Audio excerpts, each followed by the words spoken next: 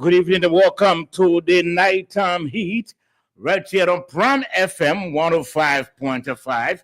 This program is also being relayed by Radio Gegema, that is in Nimba County, Radio Kwatika in Bonk, and of course on Radio Urugisit in Lofa County. We are streaming live on our YouTube and our Facebook channel.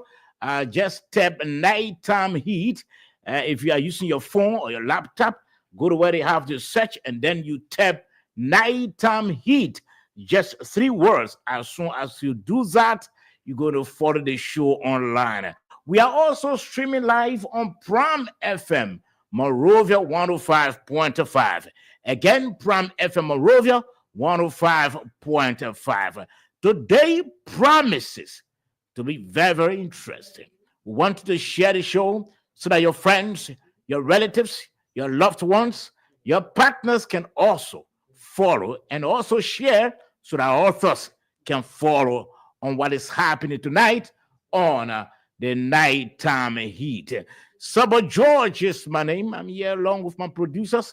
I'm sure my panelists, my two panelists will soon arrive, George Kennedy and Moses Sandy. Moses in the diaspora. I'm sure shortly Moses will join us online. But in the meantime, be there because we are right here, and tonight promises to be very, very interesting. Let me just give you an idea of what we'll be talking about tonight.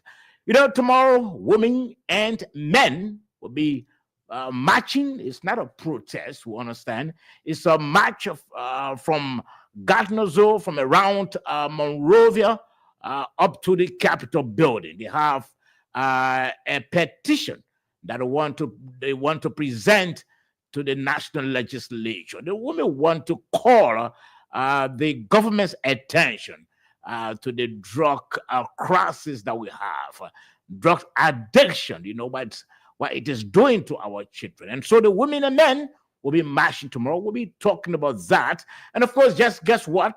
Before we came on air, we just received a press statement where the government has announced a bold national actions, bold national response as a cause to the drug crisis. We'll look into that press statement tonight and talk about that as well.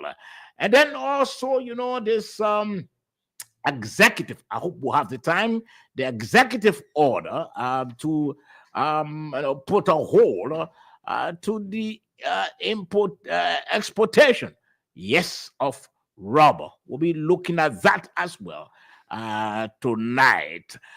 But between 8 to 8:30, I'm sure you saw a video trending of a veteran journalist speaking on what he believes is a major concern to him. And so, being a journalist, and my two panelists as well, being a journalist, we'll talk about that between 8 to 8:30. We'll be right back after the same. Don't go away.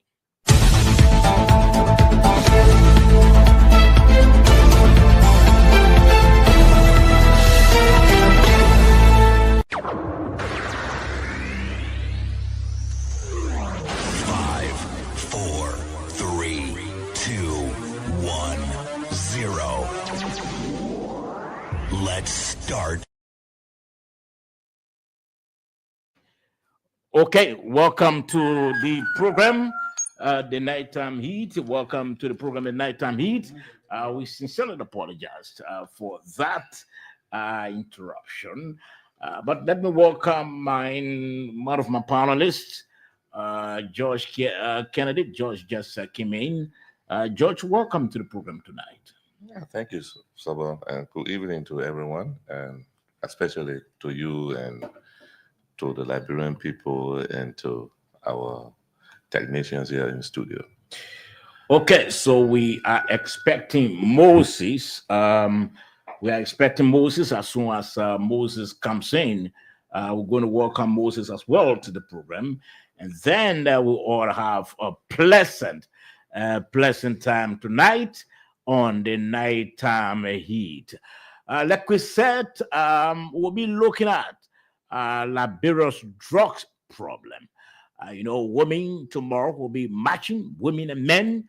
And of course, I'm sure I'll be in the thick of that as well, because we all have to ensure that we call the government's attention to what our kids, our young people, the youth are going through. So tomorrow we'll all be in the thick of that.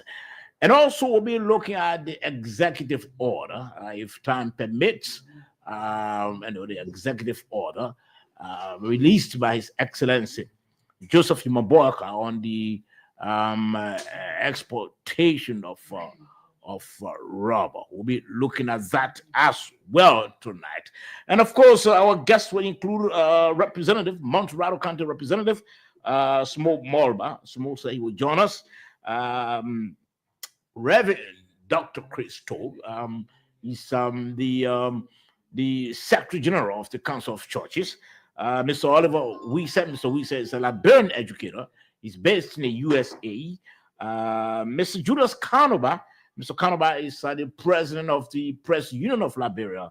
And then, of course, Mr. Fode Masque. Mr. Fode Masque is from the Coalition of Democratic Change, a very strong advocate, partisan of that institution. You'll also be on the program tonight.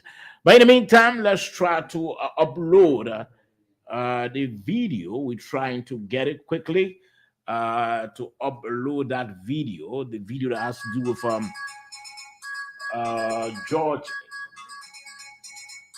George that has to do with John Colley. We're trying to get that video on. We sincerely apologize for that noise you are hearing. As soon as we upload, we're going to bring that video to you. And of course, we have a discussion on that as well. You're listening to the Nighttime Heat right here on Pram FM 105.5.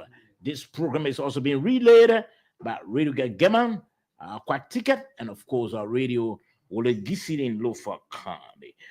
We are streaming live on our YouTube channel and of course our Facebook page. That is the Nighttime Heat. If you are using your phone or your laptop, just go to where they have the search, and of course you're going to tap Nighttime Heat.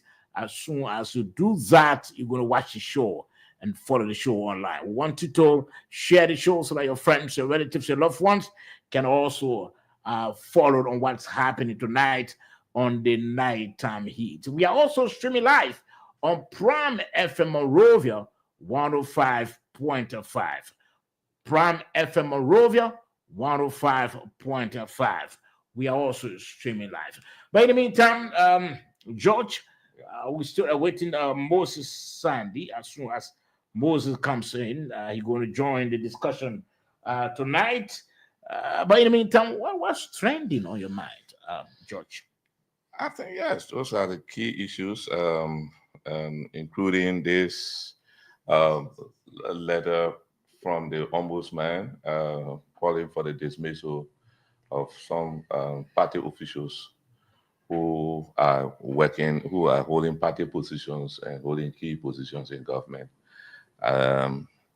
including the guy who was alleged armed robber arrested at Ecobank. That issue, I think it later turned out to be something different. But I think that was something almost like a false alarm. But we'll discuss that in detail if we have the time. Let's try to welcome. Moses, please do some adjustments. We're getting some negative feedback. Are you hearing feedback from my end? Yeah, from your end. Yeah, please. Okay. Do you hear the feedback? No, it's okay now. So welcome to the program, Moses.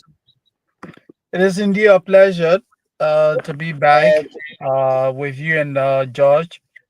How you guys doing today? Well, we are okay, We are Moses. okay. We are okay. Okay. How's your end? Yeah. Well, we are grateful for life. It's pleasing to be awake every day.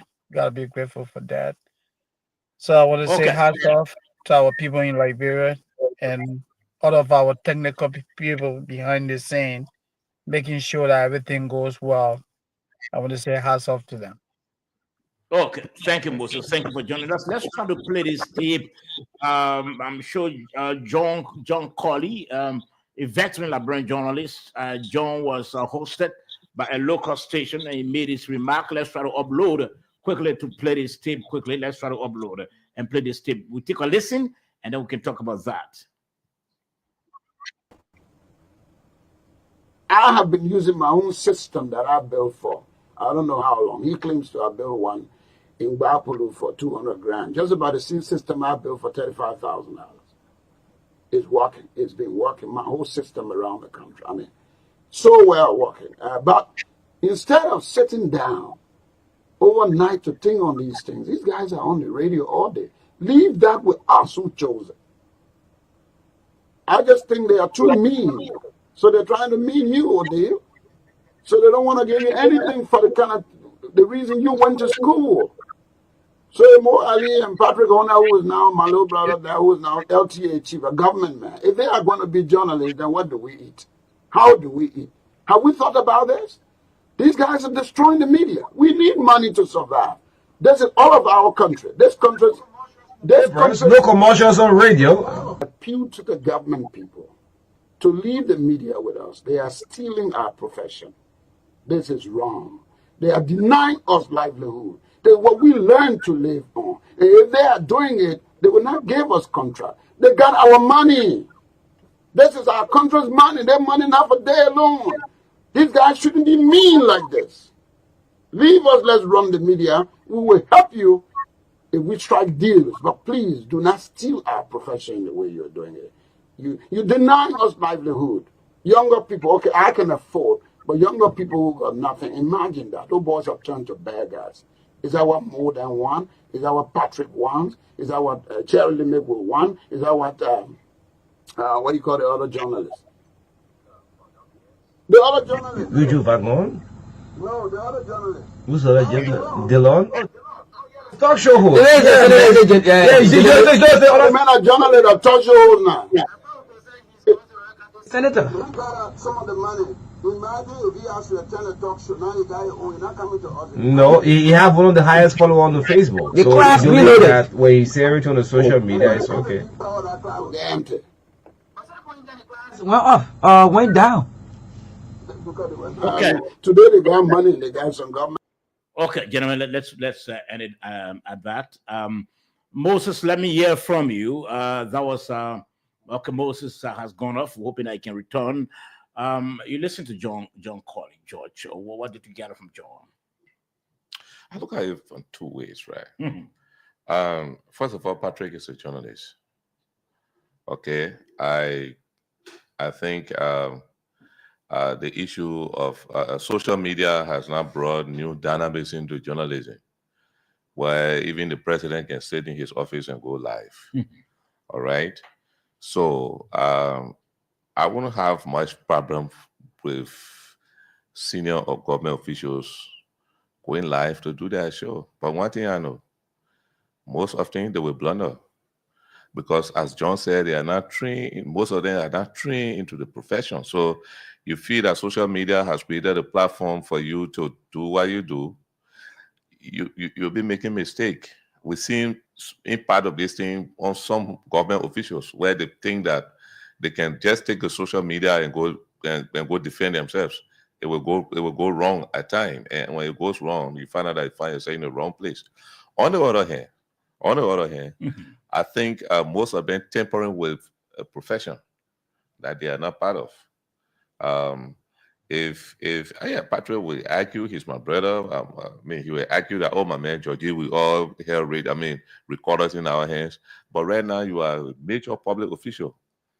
You're supposed to be pushing for media houses, media institutions to get support from the government. Government is the biggest investor when it comes to media support. Mm-hmm. So you're supposed to be pushing that. And, in fact, you should be making appearances on radio stations to explain the policies of government relative to LTA. But because sometimes, we go because we have the proximity, we say, look, we can do it on our show. We got our own show. I don't support that today. I didn't support that yesterday. I don't support it. I thought Patrick, as a journalist, should be pushing the interests of his colleagues, as John said. I don't want to use the word me. I think he should look around and try to support the media. Okay. Yeah. Let's hear from Kennedy Moses. Moses, you listen to John. John was literally, practically, crying and trying to express his guts, and he's not quite pleased with what is happening. That's also denying the media the sort of opportunity, the monitoring benefits that the media is supposed to be getting from the government, a group of individuals. And also he said they are damaging the profession. What did you gather from John, Moses? I mean, like George said, and even the statement from our own colleague John, what George and John said, they are absolutely true. Let me just say this, and this will be my appeal to my own friend and brother, the Minister of Information, Jeremy Pierre. Look, we have to define the role of people in government. And this is why the government PR continues to suffer. You have Darius Dillon, Mo Ali. These people are not journalists. They have no understanding of the effectiveness of the media.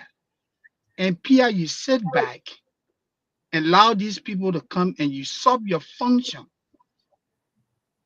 Pierre, my own friend and brother, these people are undermining your work. What they are literally telling the public is that the folks at the Ministry of Information have no clue in terms of what they are doing. If they're telling us that they can better tell the government story, then there's no need for the Ministry of Information. No need for LBS. LBS has qualified people. What LBS needs is monetary support. What the Ministry of Information needs is monetary and logistical support. We do not need Patrick Horner. We do not need other fanatics sitting on what they call class reloaded, telling the government story. Mr. Minister, you need to rethink this. The people go and say something at the end of the day, you have to go and fix it. You have to go and fix it and constantly trying to correct the errors. This is unacceptable. I empathize with what John said, that these people are merely into a profession that they have no training. They are denying the media of the needed resources. Yes, I agree. But I would say that as journalists, we should not even be begging. We should not be begging. The independent media is needed. I work at the Ministry of Information. I work at LBS. And I'm sure George and Sober, you guys will agree with me on this. Any information coming from the Ministry of Information, any information coming from LBS, people will always say, well, what do you expect? Because these people work for the government. Who can better tell the government story? It's the independent media. You don't need Darius Dillon. You want Dillon to quiz me? You need more Ali to tell me about what is happening in the government? I mean, people are confused, man. Well, I think you guys have said it all, but I tend to, when I heard John literally crying and complaining, I began analyzing why this whole issue of the class reloaded was introduced. And I began to ask myself, whether is it part of the government's communication strategy? Is it part of the government's communication strategy? That's it. If it is part of the government's communication strategy, then I think they got it all wrong. The Because players- this program was initially introduced, and they ran this program during the campaign season. Yeah. And that should be the objective of the program, and which they had it right Yeah. during the campaigns. But as we speak now, we are no longer in the campaign season. We are running a government, a national government. So we should be able to put together a national communication strategy, but not the class reloaded.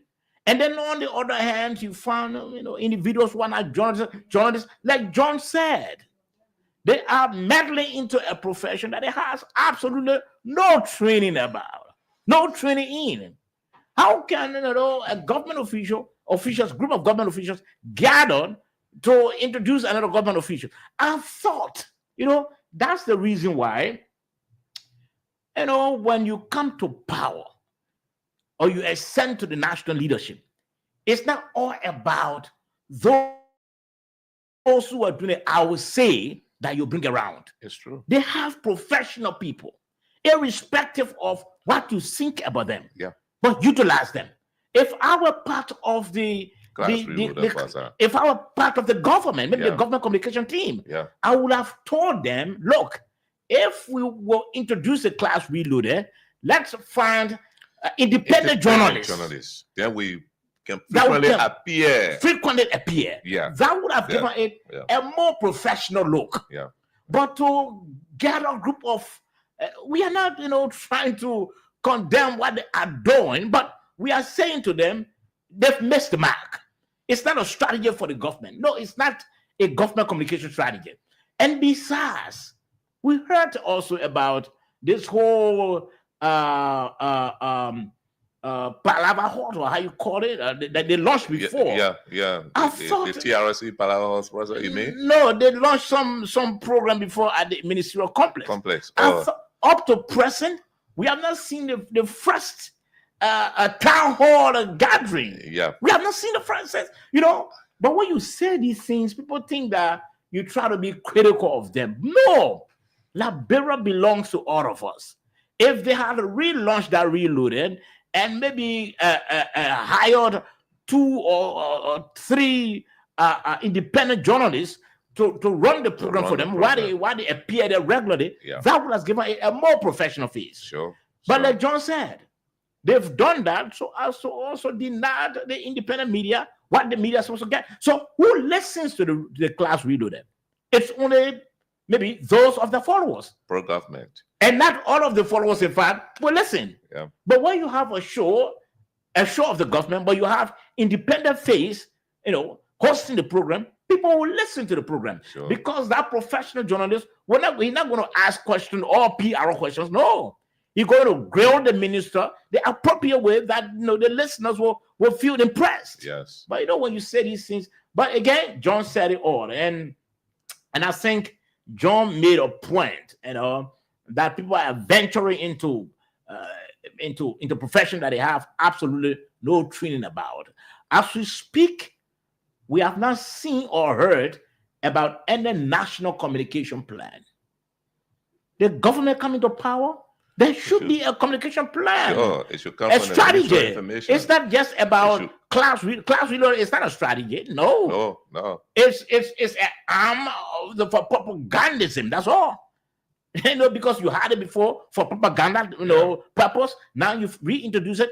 If you had, independent journalists who are not part of the Unity Party to do that show for you, that would have been quite better.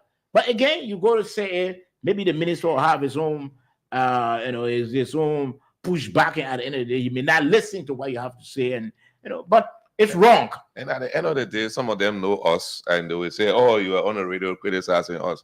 Say, look, if you do the right thing, if you put the right place, I'm one of the person in my mind. I've always been a bit critical of the credibility of the class ruler in terms of the independent public, right? Because if they listen, they will say, "Oh, that Patrick Honor hosts the host. Oh, that Mo Ali. Oh, this." Yes, we all from the same side, right? But I mean, they won't believe the other side, almost half of the population believes that, oh, you use lies, or we use lies, or whatsoever to defeat them. So if you be the host on that show, they say that they seen lies, you stay spewing around, and, so I think we should rethink. It's not late. We can still restructure the class reruler and make it better. What are they living? What are they living? But look, guys, let me just say this, George, like you said. I hope the guys will give this a second thought. In journalism, that's what we call believability. If the messenger is not credible, it's not saying as credible. If the messenger is saying as slanted, the message will also be construed as what? Unbiased. Will be slanted. And you understand? So because of that is why you need people who understand the inner working of the media to do these things for you. And again, let me appeal to my friend and brother Pia. Mr. Minister, you got to rethink this. The Ministry of Information has never functioned like this. I know someone will say, well, the world has changed.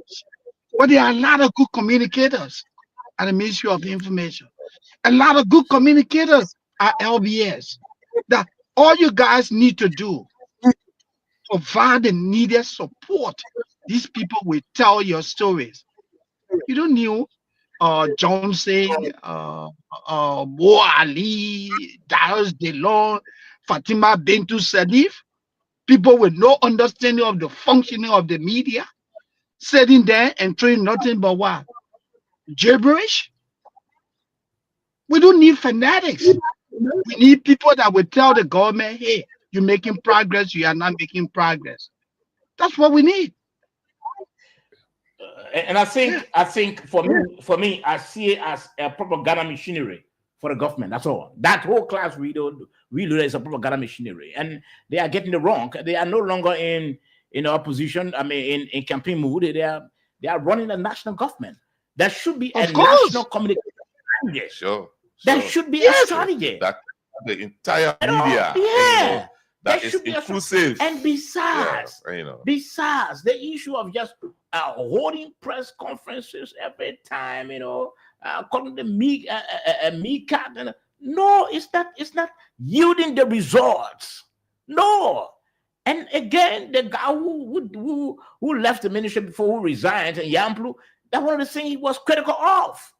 He was critical of that. Yeah. But again, when you speak these things, people think that you are anti, you are against. But if I were in, I would have never allowed us to reintroduce that class redo the way they reintroduce it. No. We would have had independent journalists to do the show. Sure. In fact, it would have even helped. What it would have caused them, okay, granted, maybe they didn't want to go on Freedom nighttime show, or maybe Voice nighttime, but you could come on a Prime FM with nighttime show. You think if a minister came here, who will grill you, but will grill you in a more professional and respectful manner. But sure. People just have their own way of doing things. In fact, if I were in government communications sector, I will appear on Freedom. I will appear on the critical radio stations. They have their own audiences. You have to speak to those audiences. If you don't go there to speak to them, they have one belief, that is, they're just against you. They wouldn't want to hear the negative about you. Yeah. So if you appear to those stations and then demystify some of the what you may call falsehood that they carry against you, the public will start having balanced mind other than you just being on your pro. I mean, it's not necessary for me. I think we should rethink and try to do better. We still have the time. Okay. So gentlemen, we'll be going into quickly, man. Look, let me just say something about it. Weekly news conferences at the Ministry of Information. I have consistently followed those news conferences. I'm disappointed with the Deputy Minister of Information for Public Affairs, Deputy Minister Daniel, Johnson, Daniel, Daniel yeah, Sanders. yeah, Daniel Sando, Deputy Minister Sando. I say I'm disappointed with him. The role of the ministry is to tell the government story. But Surely. if you follow Daniel Sando, he uses the occasion to literally badmouth, insult, denigrate former officials of the CDC. He meddles into issues that got nothing to do with the government. That is not the role of the Ministry of Information. The role of the Deputy Minister of Information is to help project a better image of the government. Those news conferences are intended to tell the people what the government is doing. But if you're using your time to insult former President Weah, to using your time to talk about issues regarding the CDC, CDC is being evicted. That is not a role.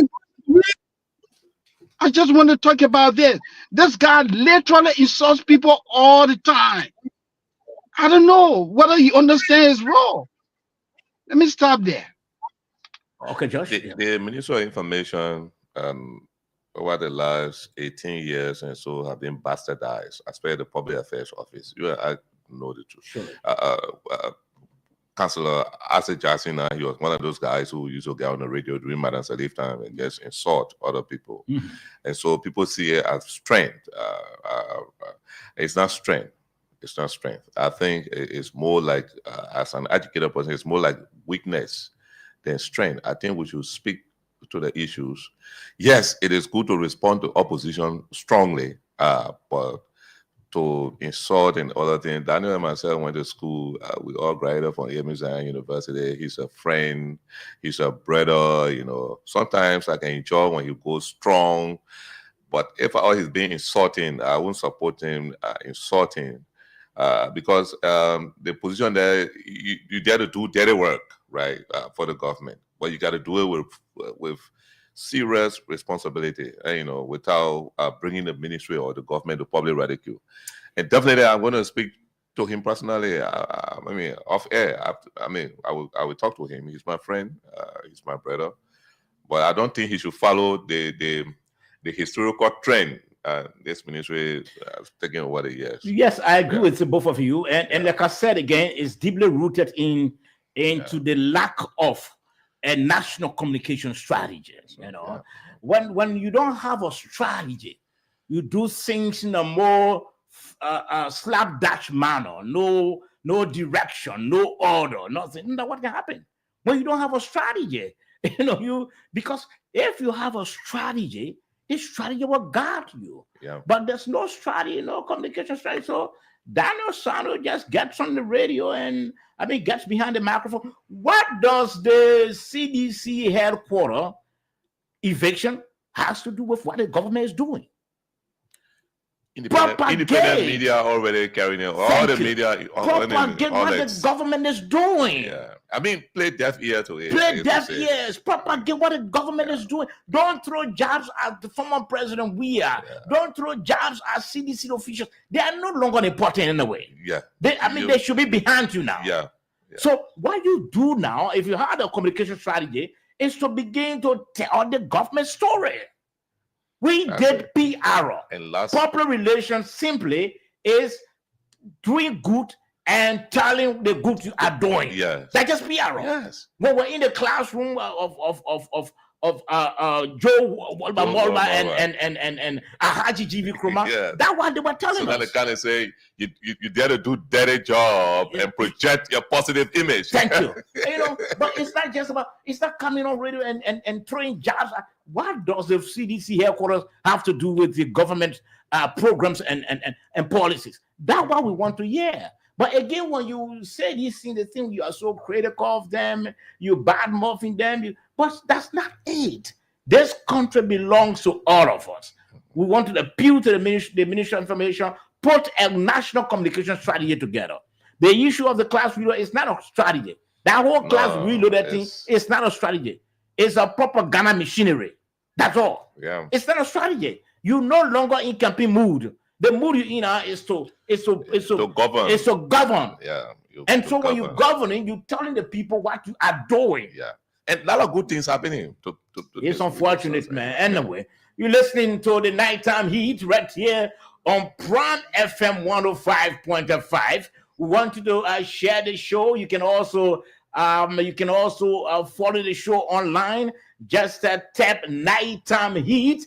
Just 3 words. As soon as you do that on your Facebook page or your YouTube channel, you're going to follow the show. We are also streaming live on Prime FM 105, Prime FM Monrovia 105.5. Again, Prime FM Monrovia 105.5. Just share the show so that your friends, your relatives, your loved ones, your partners can also be on top of what is coming up tonight. Tonight promises to be very, very interesting. Our guests are joining us gradually. We're trying to identify what's on now so that we can begin our discussion. But in the meantime, gentlemen, there was a robbery today, a reporter robbery at the Elko Bank. Moses, I'm sure you might have seen that, but there are new stories and new dimensions coming up as well. Moses, what did you see today online? Well, so I live in La bro. No, honestly, no, you're right. So I saw the video on Spawn TV, and I also saw other write-up on social media. There are different versions of this story.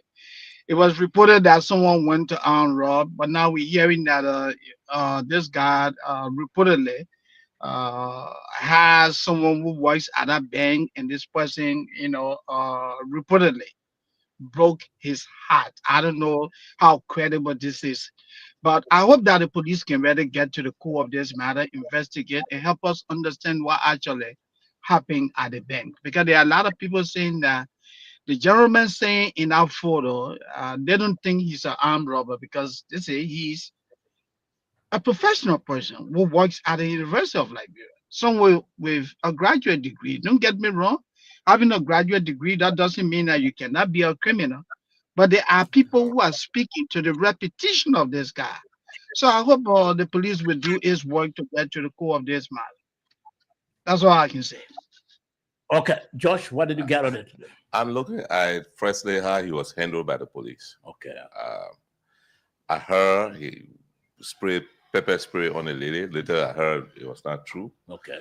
The first thing is I understand also that it was the lady who pressed the panic button or the security button. Yeah, the alert button. The alert button that led to management, because they are trained. Those buttons, when you press them, management are going to come to see before they can call authority. Yeah.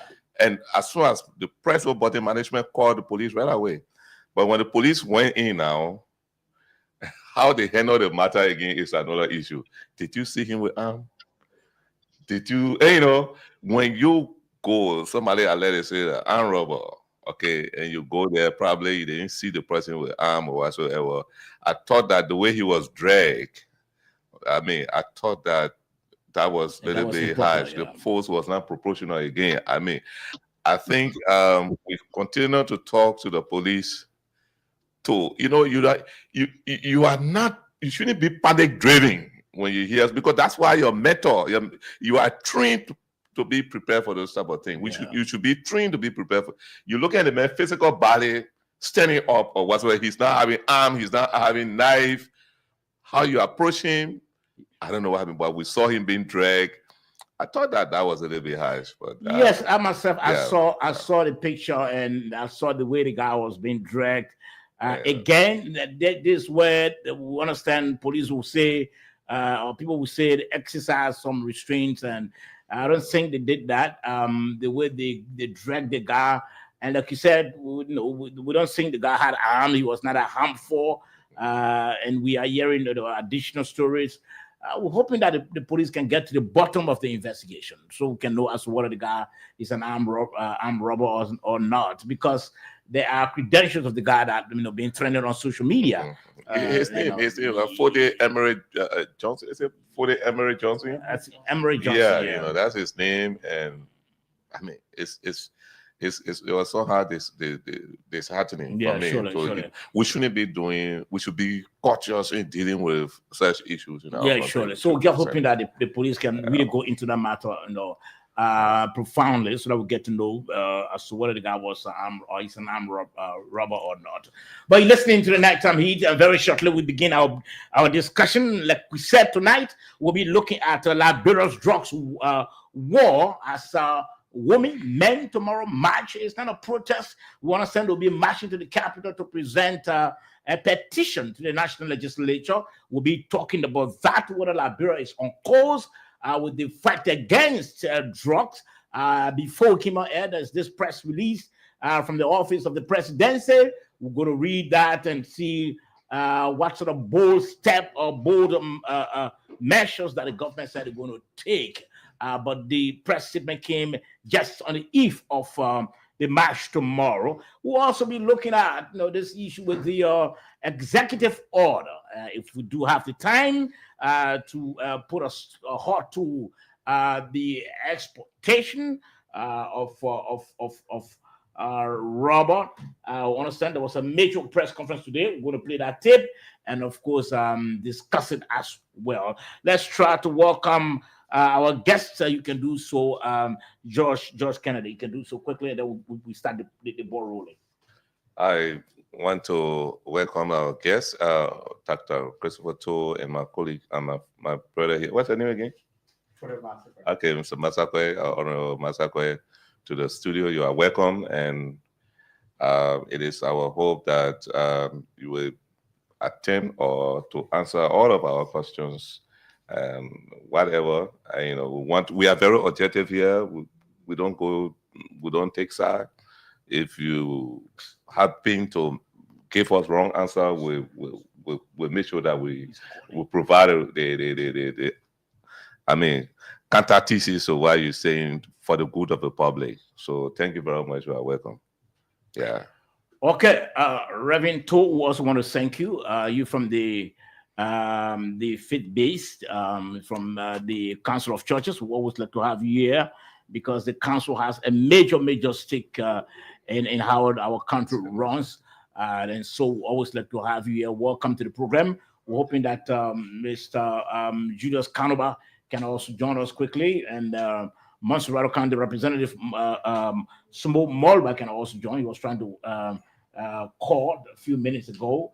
But again, he hasn't called. The call is not going through. So hoping that he can join us quickly online, so we can all have the discussion today. But in the meantime, let's begin the discussion tonight with the latest.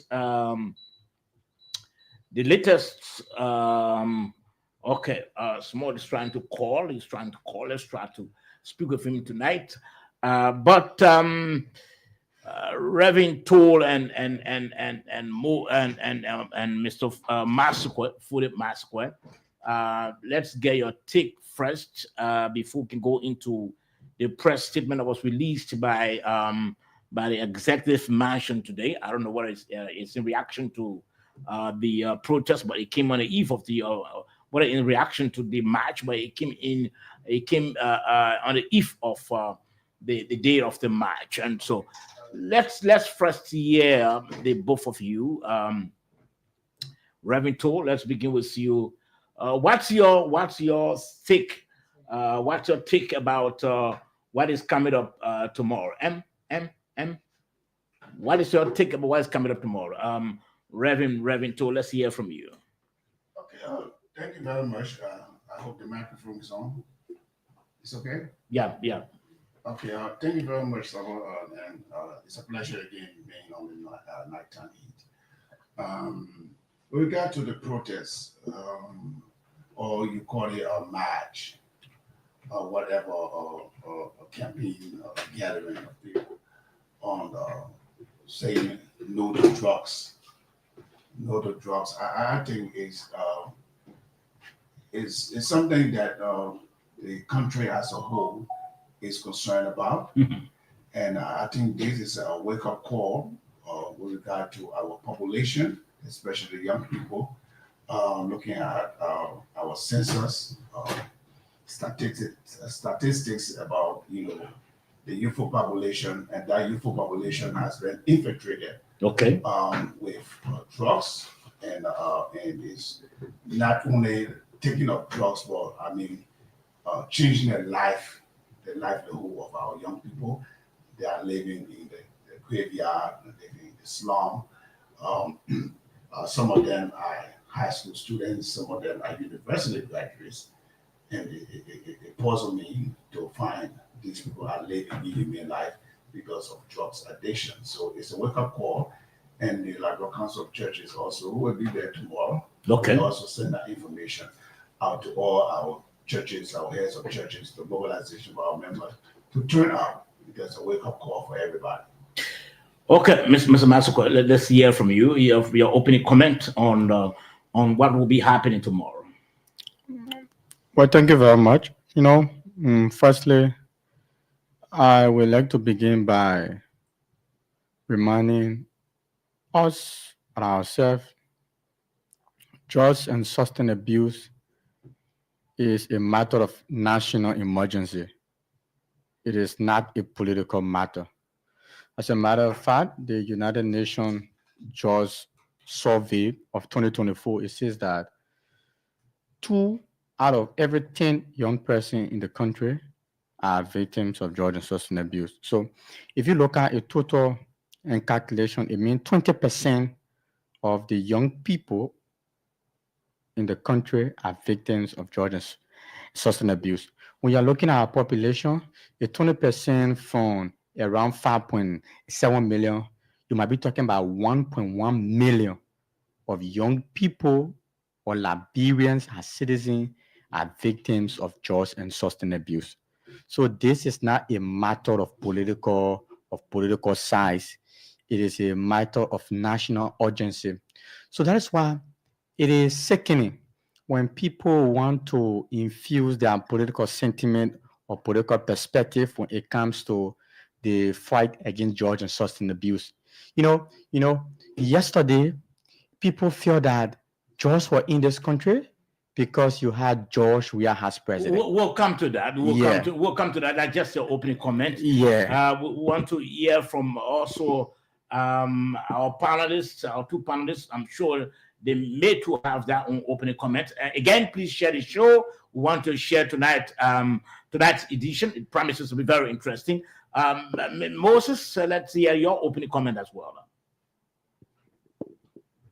Thank you, Sabbath. And let me say welcome to our guests.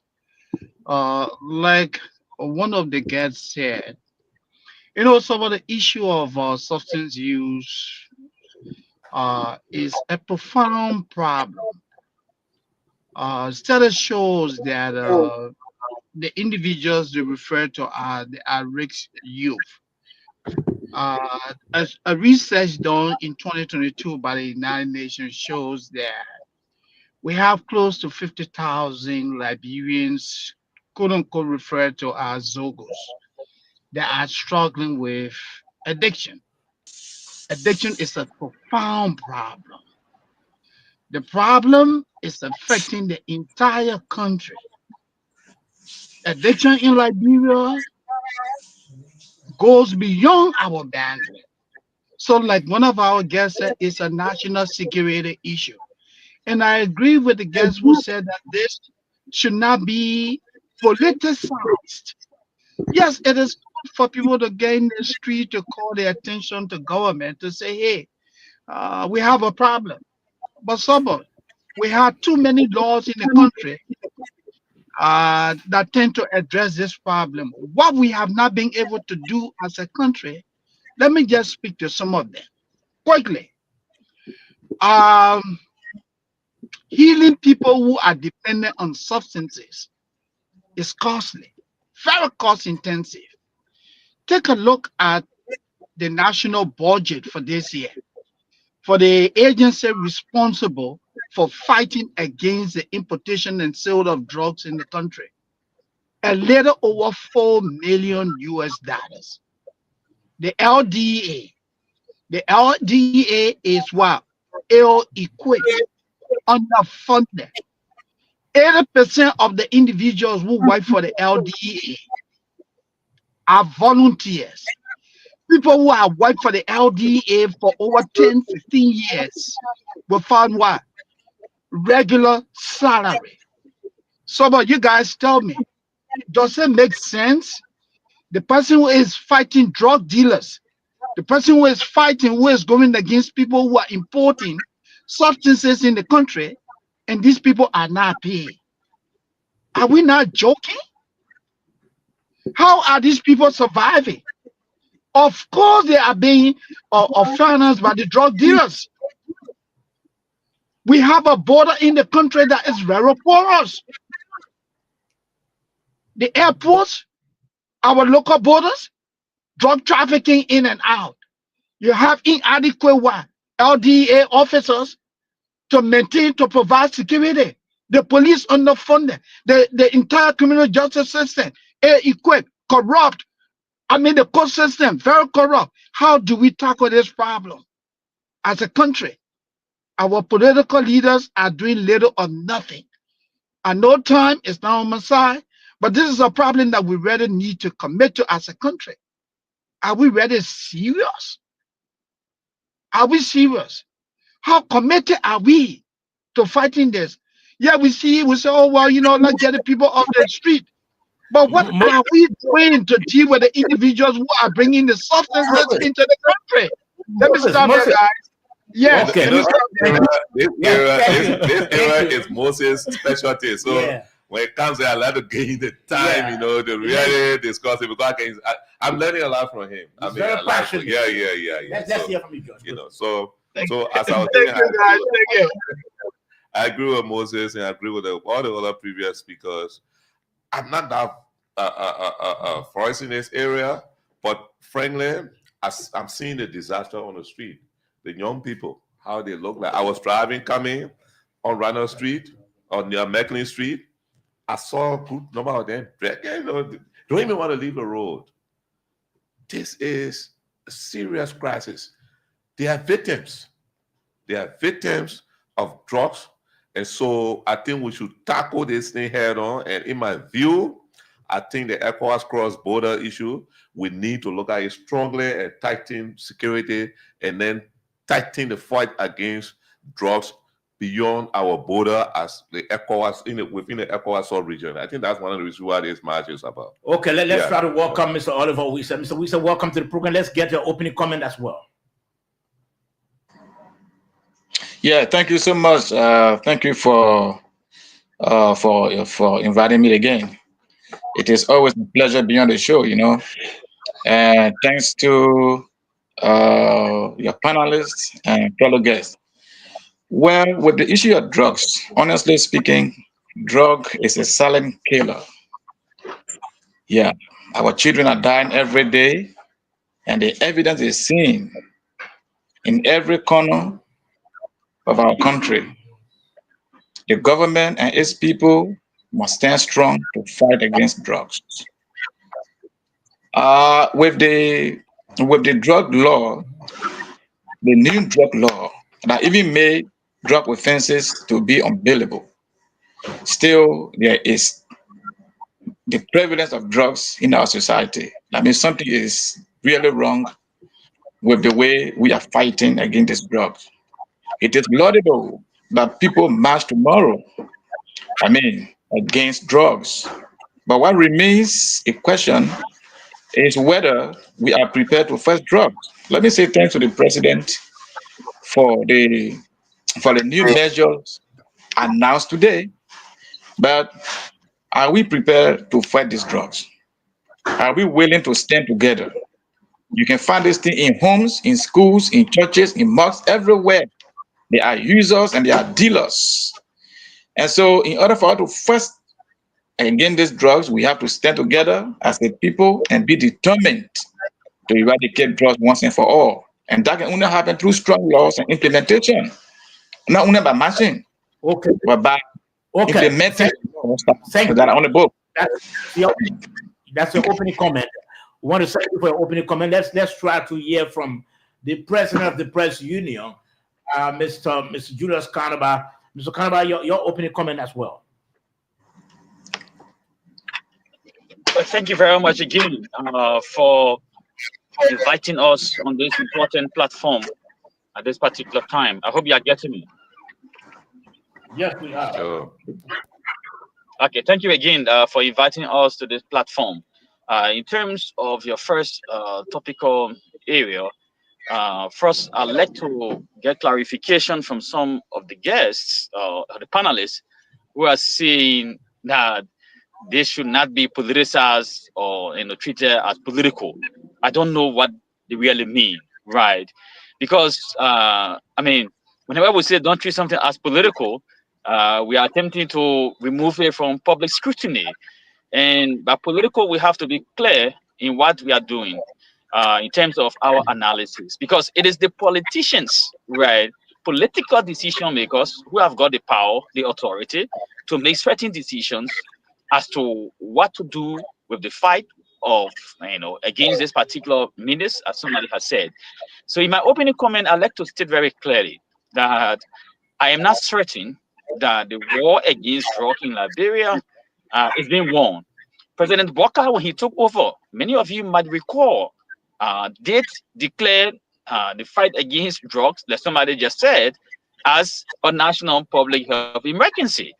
And we are into, 2025 since the declaration. To what extent has the committee the president constituted? To what extent have they come up with reports about the fight against drugs, about the successes, right? They've not been able to do it. So when people are saying don't make this political, what do you really mean? Because this is government. Government is politics, and politics is about decision making. It's about contestation. So we welcome the march by the women of Liberia and by the people of Liberia. We need now to demonstrate to the government that you are not serious with the issue of fighting drug and drug abuse in the country.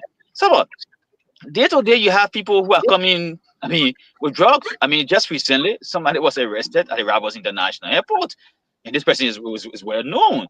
So there seems to be a syndicate or a cartel that is involved in this particular drug business in Liberia, and that is what is causing the rampage in terms of the increase in the use of drugs in the country. Drugs is very prevalent. In the country. We all know. In fact, just this morning I was driving and somebody was in drug, and the guy was like, getting in front of my car. If I were not looking, for example, I was going to hit him. That could have been my part of trouble this morning. And people said he was in, the latest, I'm not too sure whether it's satellite. They have all sort of a name. Yeah, so we have to be clear.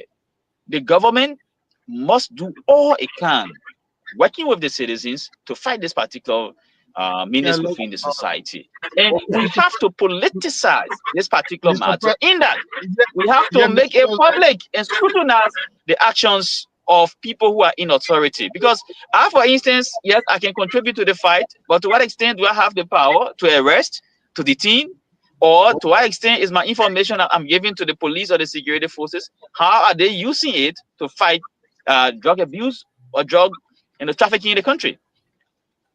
Okay. Look, so let me just provide this information for the president of the PL, please. Mr. President, with all courtesy to you, when we say they should not be political, we are speaking from the angle that, hey, look, we can put all the people in the street unless we commit as a government, we commit resources, time, energy, nothing will happen. You can put 100,000 people, 200,000, 5 or 4 or 800,000 people in the street tomorrow. You say you submit a petition, and the people who are decide to put it to share it. and do nothing about it. What we need to do as a country is do what we call self-appraisal. What is working? What is not working? What do we need to do to move this forward? Putting people in the street, yes, it is good to create the awareness, but that is what an event. Healing people who struggle with substance use is a continuous process. Okay. Additional information, Mr. Okay, President. Moses, 1 minute. Yeah. Mr. President, additional information yeah, is, I mean, Mr. President. yeah. Hello, Mr. President. Moses. Additional information is we don't want this thing to be there because Unity Party is in power. So the entire opposition bloc say, oh, let's leave them alone. Let them do their job. We want them filled. So we want that type of thinking, erased from the population mind. Population should work together as a unit to fight this. That's what I think when our brother from Mr. Fode, right? George, let me just hold you there. Somebody just one minute, right? President Boubacar came to power as part of his campaign, which was political, on the criticism of the George Weah administration, that the George Weah administration was failing to fight Kush. In fact, the George Weah administration was referred to as a Kush administration. So that was not political, right? I mean, we have to be honest as Liberians, right? We have to provide the analysis that is fair enough. I don't like when people say they should not be political. Then you say, oh, we welcome protests, but people should not get in the streets. I mean, are you suggesting that people support us, we have to stay away from this fight? I think we should not use the mistakes. I mean, that mistake. Gentlemen, 1 minute. You meant 1 minute. Let's hear from. Let's hear from Reverend Toll quickly. From the Council of Churches. Thank you very much. This whole issue on drugs is not just social, it's economical, it's political. Now, there are different dimensions of the political, movement of this whole issue on the drugs. It should not be at the level of whether it, just like George said, on a party line. Thank you. Yeah. Political action should be on government political will to be able to change the course, the direction.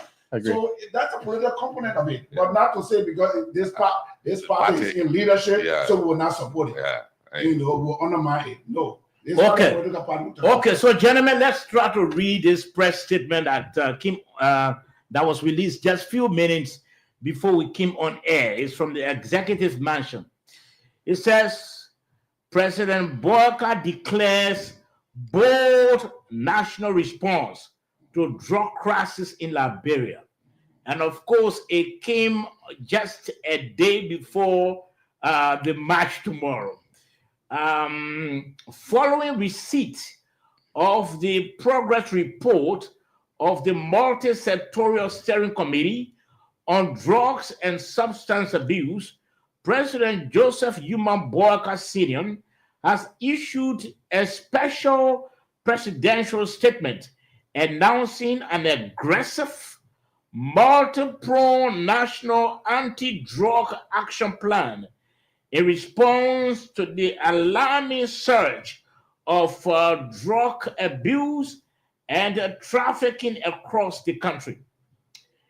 He described the proliferation of drugs as an attack on our future and reaffirmed his unwavering commitment to safeguard Liberia's youth, communities, and future generations from the scourge of substance abuse.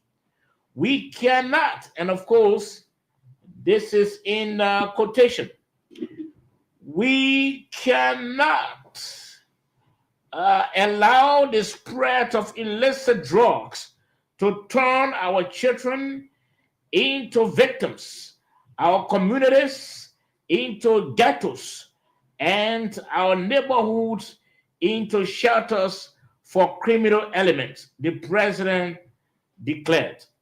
The Liberian leader commended the Liberia Drug Enforcement Agency for its relentless efforts and extended special recognition to the multi-sectorial steering committee on drugs and substance abuse for its coordinated work, highlighting the recent progress report submitted to his office. He further lauded civil society groups and community organizations for raising their voices to increase awareness, draw attention to, and for taking a stand on the crucial national matter. He urged Liberians to forge a concerted effort in strategizing concrete, actionable steps in complementing government efforts. The newly announced National Anti-Drug Action Plan to be implemented immediately and in accordance with law includes, let's get it, seizure of properties linked to drug activities, including prosecution of landlords and accomplices. Again, I go over this. Seizure of properties linked to drug activities, including prosecution of landlords and accomplices. Number 2, performance mandate for LDEA regional commanders with a 6-month results deadline. Number 3, national whistleblower program with cash rewards and protection for informants. 4, fast tracking of drug cases through the courts with mandatory sentencing. 5, expansion of rehabilitation centers and reintegration programs for recovery users. 6, investment in border surveillance, scanners, scanning units, and security equipment. Introduction of anti-drug curriculum in schools and random testing in high-risk areas. Reinforcement of the national drug emergency, enabling raids and lockdowns where necessary. Freezing of assets belonging to suspected traffickers in collaboration with financial institutions. Significant budget increases toward drug enforcement, education, and legal reforms. President Barker emphasized that the fight against drugs will be non-selective and relentless, stressing that no status, no title, no uniform, and no connection will protect anyone involved in drugs. Despite fiscal constraints, the president has directed Liberia's financial authorities to prioritize funding for: number 1, introduction of anti-drug curriculum in schools and random testing in high-risk areas, LDA operational capacity and equipment.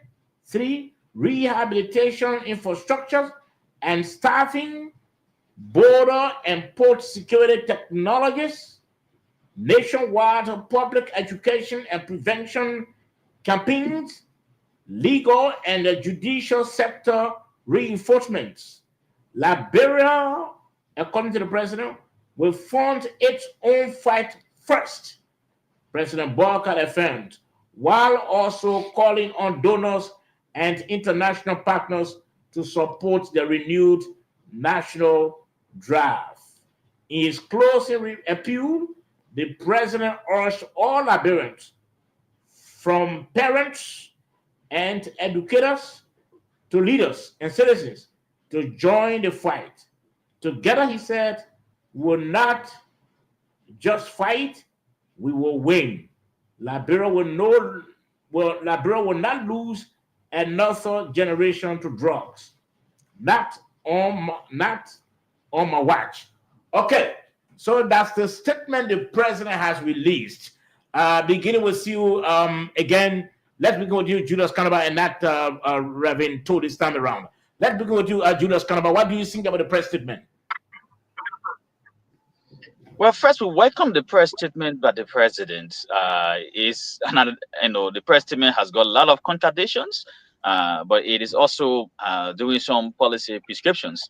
But now, I think, I would have been happy to have heard that the president has directed the finance ministry to release this amount of money, to fight drugs. Because we are in Liberia. When the Capitol building was gutted by fire as a result of the contestation or the speakership position, what did the legislature do at the time? They allotted some sufficient money to have that place renovated very fast. In fact, they came up with a very fast figure, right? So the president is speaking about alarming surge. He's commending the DEA. When he fights, there is an alarming surge. So this particular statement, perhaps, like drawing from what you said, might have come on the eve of the protest, which of course is important. We have to make this political. It is political decision makers who have got the authority in Liberia to mount sustained fight, because they have this thing they call political power. So we have to, we thank the organizers of this particular march. I'm using protest, but I should say march. I know there are differences for organizing this initiative and for making the president now to perhaps step up the efforts towards fighting drugs in the country. The president spoke about drug trafficking, for example. What mechanisms do we have at the various entry points? For instance, what's the manpower? Like Mr. Sandy and the Regulator said, what's the manpower, for instance, of the DEA, the immigration officers? So this statement, while welcoming, is belated because, in fact, what is the progressive report of the government on the president's pronouncement since more than a year ago, when the president took the mantra of authority, right? One of the key criticisms of the previous administration was that that administration was not fighting drugs. In fact, some elements or some individuals within that administration, they were being accused. And President Bouaka is now telling us in a statement that there is an alarming surge, right? Asking now the issue of drugs to be fought in school, put in curriculum. Well, those are both, that could be a long-term measure. But on the short term, how do we continue or counter the trafficking of these drugs? And you are in Liberia. We just witnessed ECOWAS parliamentarians. They were in Liberia just recently with Senator Edwin Snow. They've been in Sierra Leone and Guinea, right? So there is a rampage, and we need strong mechanisms that are in place to enforce the rule of law. So the lack of enforcement mechanisms is one of the contributing factors to this, what the president called alarming surge. So we hope the president means it. It should not be a statement that is in reaction to the march that has been organized under the campaign Say No to Drugs. Okay. Thank you. Mr. Wissa, let's hear your take on what has been released from the office of the president. Yes, Saba. So let me firstly agree with Julius, and that with all of the pronouncement made by the president, just as initial funding for emergency was released when the Capitol building got a fire, at least some kind of funding or some kind of provision should have been announced by the president, at least to add more weight to the pronouncements made. But yes, the president's announcement or pronouncement is welcoming. There are few things that caught my attention. He says seizure of property linked to drug activities, including prosecution of landlords and accomplices. If that can be implemented, that would be one of the ways to stop drug prevalence in Liberia. He also said fast tracking of drug cases through the courts, which is very much important. So you know that there are so many cases that are not being adjudicated linked to drugs, even though the offenses are unbailable. But yet still, people are so brave to carry on the act. It is because the laws are not being implemented. No country succeeds without strong laws. If Liberia wants to be a country free from drugs, it has to be very careful, very practical, and intentional about implementing the laws that are already on the book. Look, people are dying every day. We are not going to be, pronouncing and just, saying things in paper, but we have to be practical about fighting these drugs. The president also talked about teaching this thing in school. It is a long-term stuff because you have to develop the curriculum, you have to train teachers, and there should be textbooks to align with exactly what you want to do. You're not just going to go to the school and start to implement instructions concerning drug use. No, it has to be done properly so as to avoid additional problems that we cannot see. So yeah, I think it is a good step in the right direction, but everything borders on implementation of the laws. If we just make all the wonderful laws without implementing them, I can assure you that we are going nowhere with this, because the issue of drugs have been around for so long. There are cartels in that country. There are serious drug laws in Liberia. There are serious people with serious money, even in government, that are controlling drugs in Liberia. To fight them means we have to be practical and intentional and very forceful. Like the president said, no title. Now, Mr. Wisa, let me ask you: Do you think the press? Do you think the press statement shows sufficient political will on the part of the government to fight this drug war? Oh yes. So in theory, I can say yes, but we will wait to see the implementation. That's what I'm saying. You can say things, but if they're not implemented, then they are just laws. Liberia got 2 million good laws. 2 million good laws on July 12th. On July 12th, I think it was 2023, they passed this law and made offenses linked to drugs to be unbailable. But why are people still so brave to enter with drugs, even at RIA? It's because they believe that the laws are there, but they will not be implemented. They are not going anywhere with this. So why it is true that the president's announcement is so good, it is forceful, it is demonstrating political will, but we wait for the implementation. That is my point. Okay. Reverend Toh, let's hear from you. Do you think this shows any strong political will on the part of the government? Okay, the president has spoken. The political weight has to be actualized. And the president spoke before even on the issue of the Office of the War Economic Crimes, where he ordered the issue of 2 million apportioned to that office. We saw how that was a little bit slow and no support going to that office. And there has to come up some strong campaigns and advocacy before some things start happening. So I think the people gathering, the people mass action will help the process. And this it's easier to be able to attack this issue because the ghettos are where our children are going. That's where they are living. And we know the ghettos already. The police know the ghettos, the LDA people know the ghettos. What are they waiting for? Are they waiting for some, like someone said, are they waiting for some financial support, some logistical support? Is it the bottleneck? If it is a bottleneck, then let something be done about it urgently. So this will not stop the gathering tomorrow. We will say a mass, and we will stay, go to the Capitol, and people will stay, make the statement. But we want to thank the president at least for coming up, at least to say something, that they have some plan, but we also want to challenge that plan for that plan to be implemented, because if it be implemented, it will be good for our country. Do you think? Let me ask, Mr. Mascot.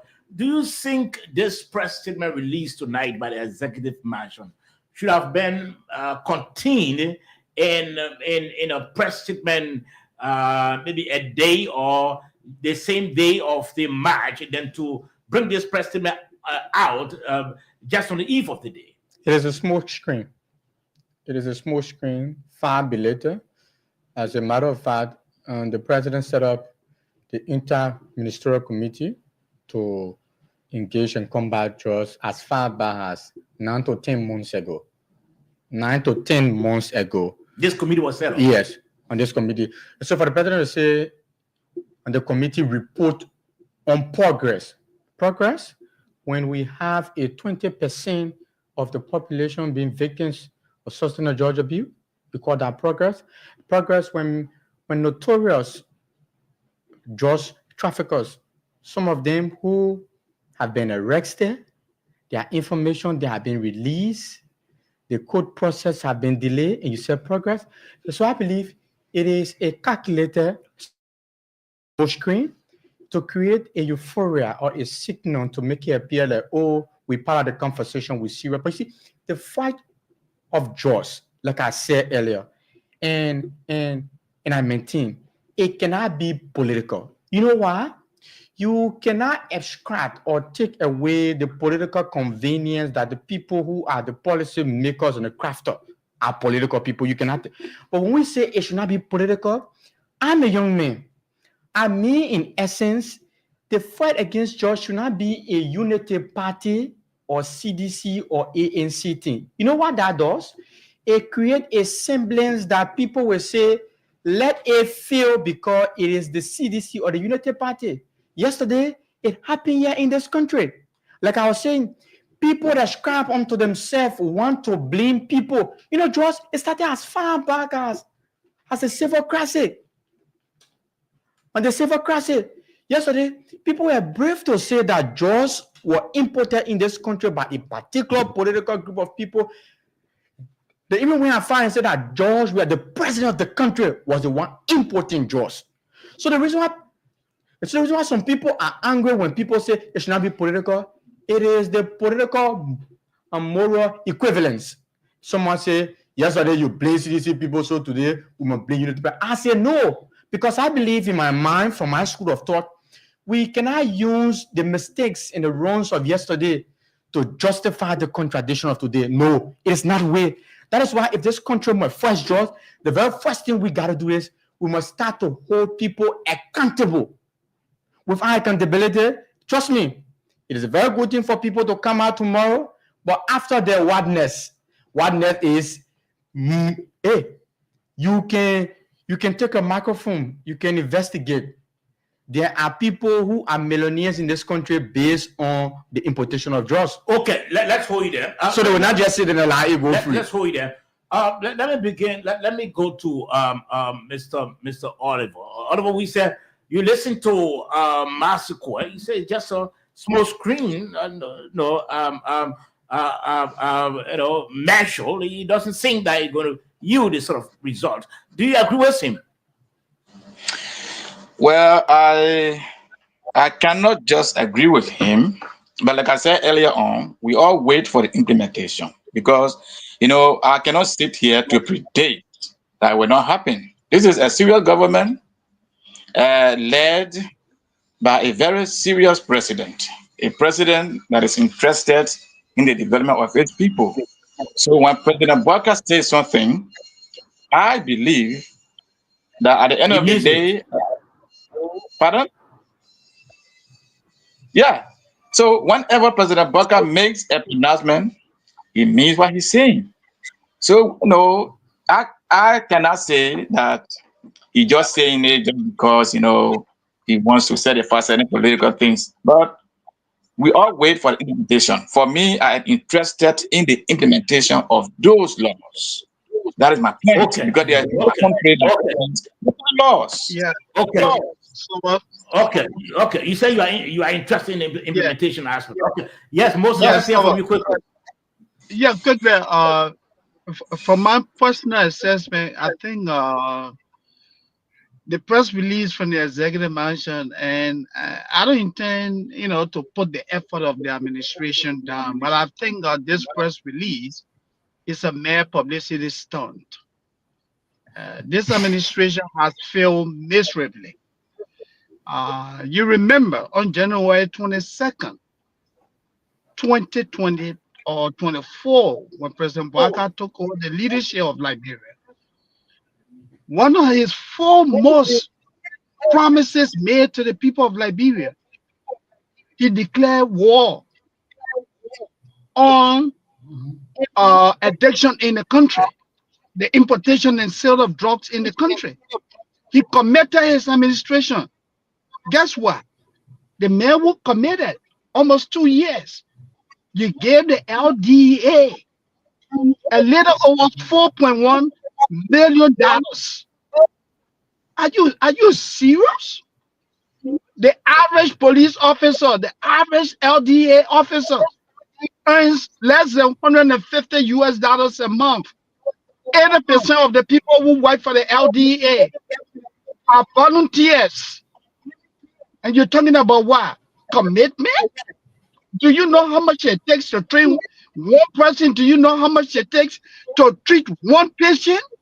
Between $5,000 to $80,000, and you commit $4 million? Look around the country. How many LDA officers do you find? How many officers with vehicles? How many officers do you have in the street? To all your borders. Not forget about the addicts. Let's look at the institution that is committed to fighting this crime. What are we doing? The police. And Moses, let me hold you there.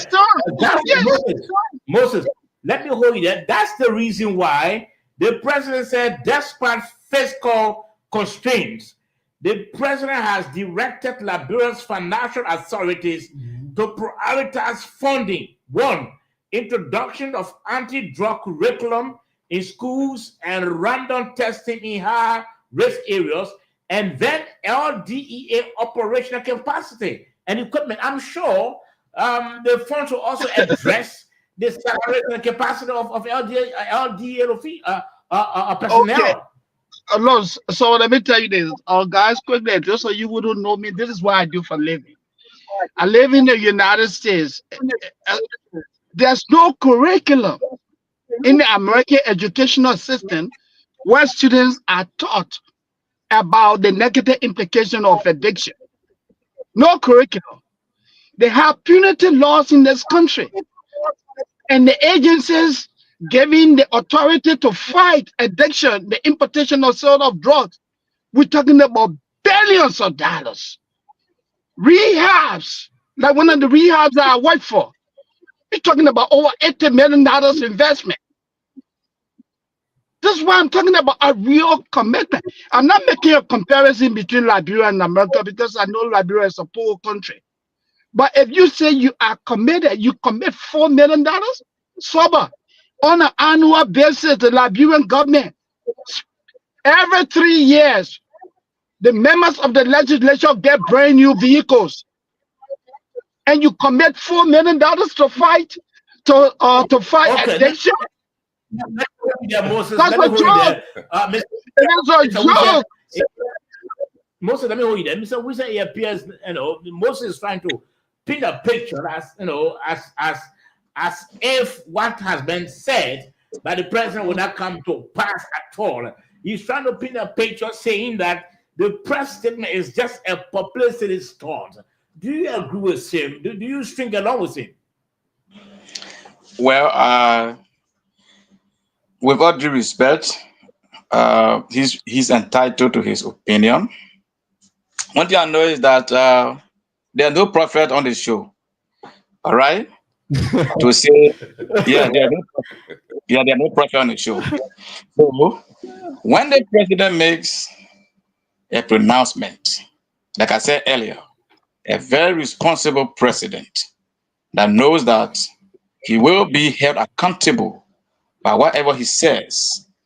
We who are the citizens of that country, we have to be we have to be optimistic that whatever the president says will come to The pass. reason why Moses, Mr. We said the reason why Moses and others think that they can be optimistic.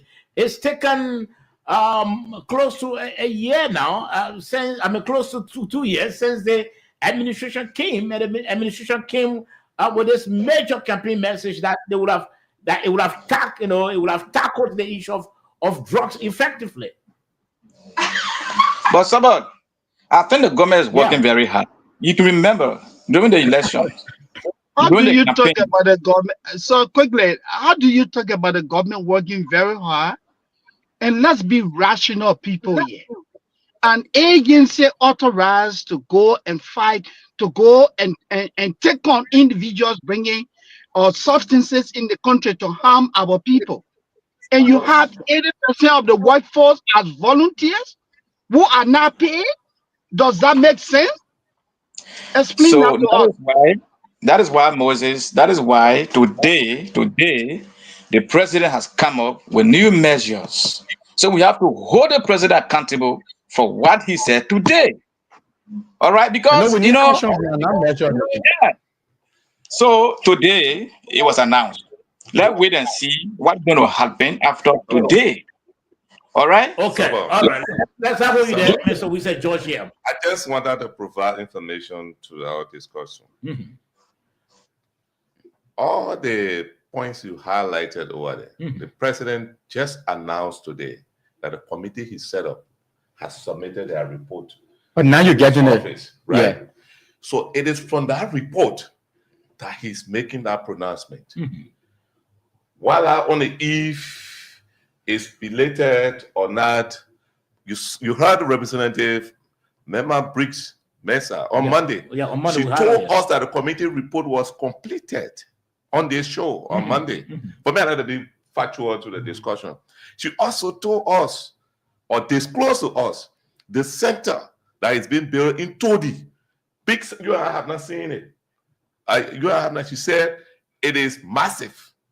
It is a multi-million-dollar center for rehabilitation as a center. So with that, she told us clear that her work, in fact, she needs someone to show the roles they've been playing, and in fact, she needed then someone to go to the ECOWAS or UN to discuss what's going on in Liberia. So with that, I think I'm not going to take it as a mere something from himself. It is definitely from that committee. In this press statement, he's saying it. Thank you, Judge. Thank you, Judge. Thank you, Judge. He has received. Yeah. Okay. With that, I think now let's go to Mr. Carnoba. Mr. Carnoba, in the press, as part of the measures that the president wants to take, he made mention of anti-drug curriculum. We should begin teaching the effect of drugs in it. Do you think that going to help to address the issue of drugs addiction in our country?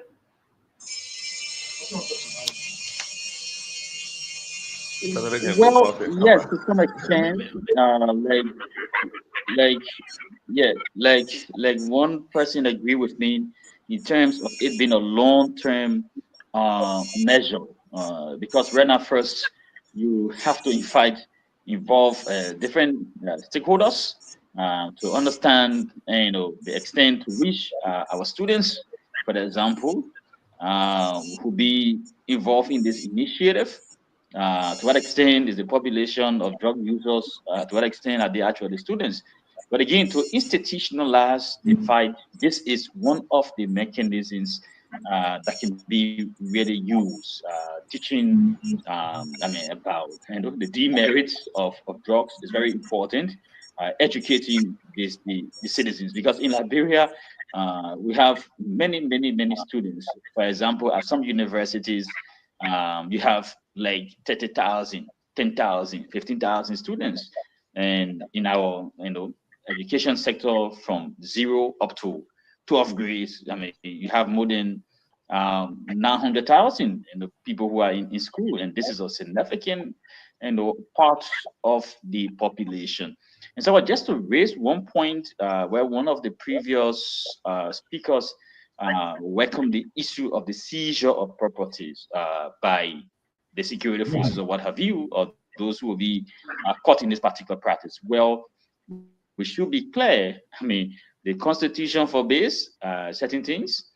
You cannot seize some of the property without a court warrant. So we hope it will be done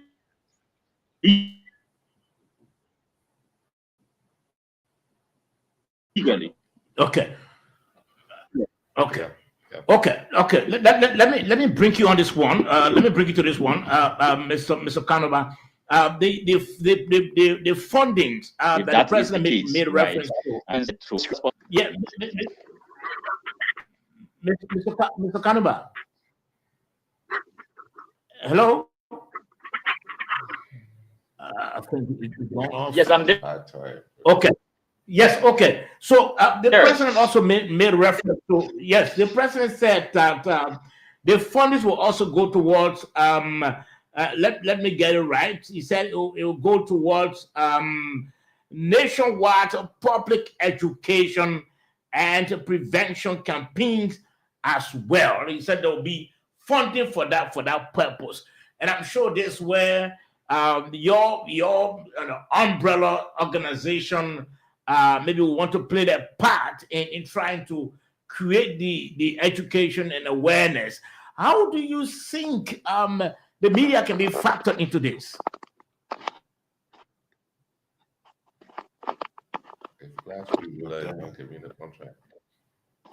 Mr. Okay. Well, look, Mr. Kanova? Look, okay, Mr. yes, so let one of us go. Well, this is where the role of the Ministry of Information, LBS, come in. You recruit, even on the LDA, the police, everybody. You recruit people who have a better understanding of this program. You begin to hold regular television and radio, programs. Or can someone just someone has to mute. Mute. Please, if you're not speaking, only mute your microphone. Mr. Kanova, just mute your microphone, please. Yes, okay. Yeah. All right. Yeah, so what I was saying is this is where you utilize the expertise of the media. You recruit journalists that will produce radio and television programs, educating our people about the negative implications of addiction. And this can be done bi-weekly. It can be done monthly, whatever strategy. Moses, don't you think this will be personalized again by class reloaded people and say, look, we have the platform, so we'll have to do the education for the citizens. Look, and then the media is excluded. Don't you think so? I mean, definitely, like you said, George already said it earlier. This is where again, class reloaded, a bunch of individuals, fanatics of the UP will come to say they know it better than the Minister of Information. They will come and say they know it better than journalist Sober George. They'll come and say they know it better than journalist Moses Sandy. They come and say they know it better than George Kennedy. All the media gurus. Instead of utilizing people who know what to do, they're going to sidestep out of you and begin to deal with what? People who refer to themselves as class reloaded. And we need a communication team that would ready sell this message to our people. This is nationwide. This is no joke. Our nation is faced with a crisis. We are in crisis. We need to stabilize this situation. Things are getting out of control. So when I said earlier that, hey, this whole thing here is about a publicity stunt, this is a strategy by the administration to appease the people. Because other people in Labrador now, they will say, oh, well, the government has spoken. What are we going to say now? Are we not going to repeat the same thing that the government has spoken about? That was intended to appease them. That, hey, we have decided to do this. Okay. This is what we are committed to. Okay. Yeah. Okay. Now let's hear from you, Reverend Tor.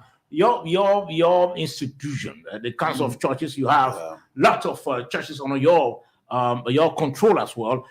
The president made a reference to fundings also going towards national education and a campaign program. What do you think the church fit in that? Thank you very much. And I think I like what the president said on the quote. He said, Liberia will fund its own fight first. Fight first.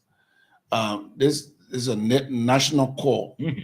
That is to say that we should not only look at government. Government is what? Government is of the people, for the people, by the people.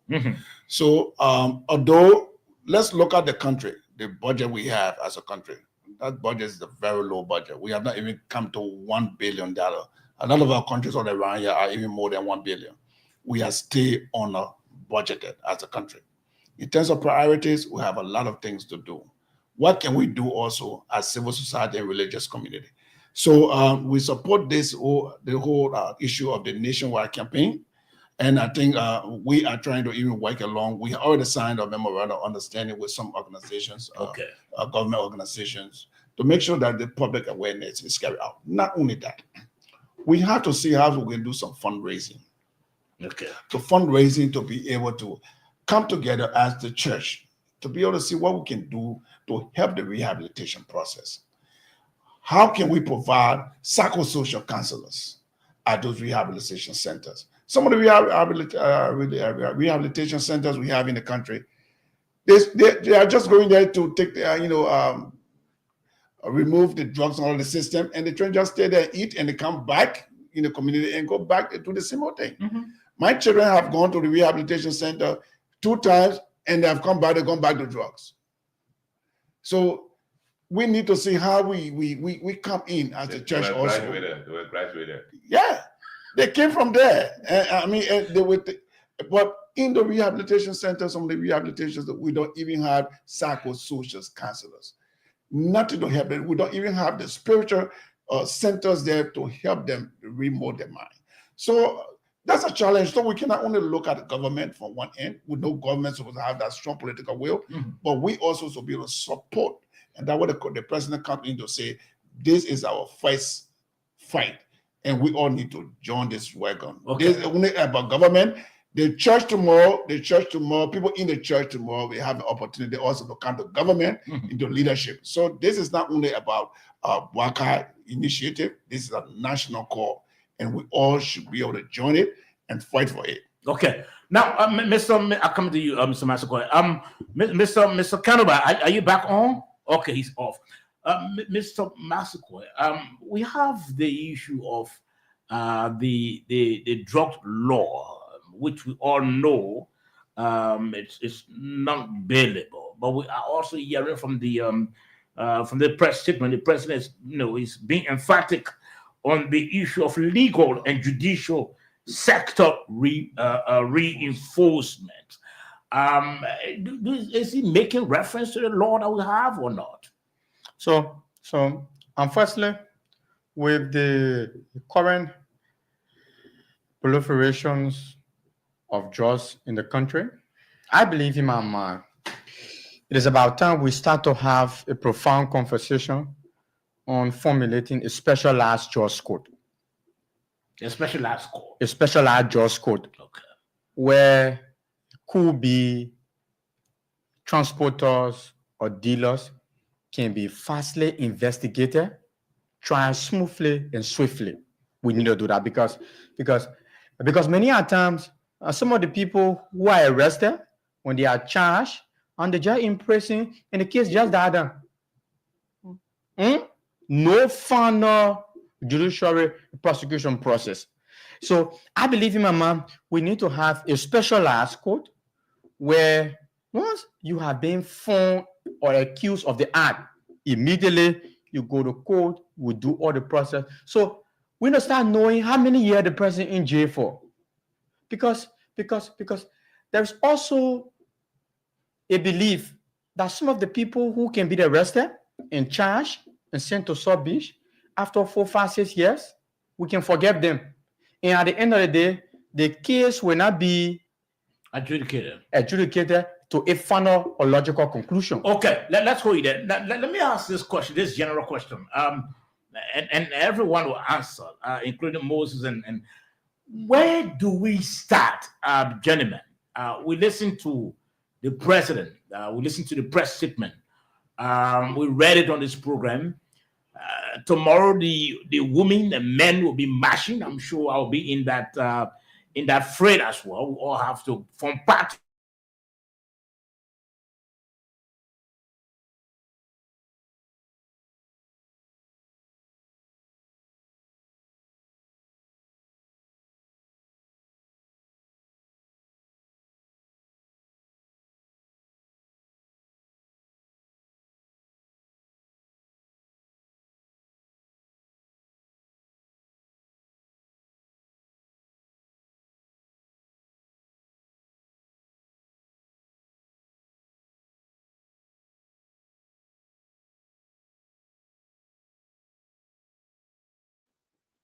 Are we still on air?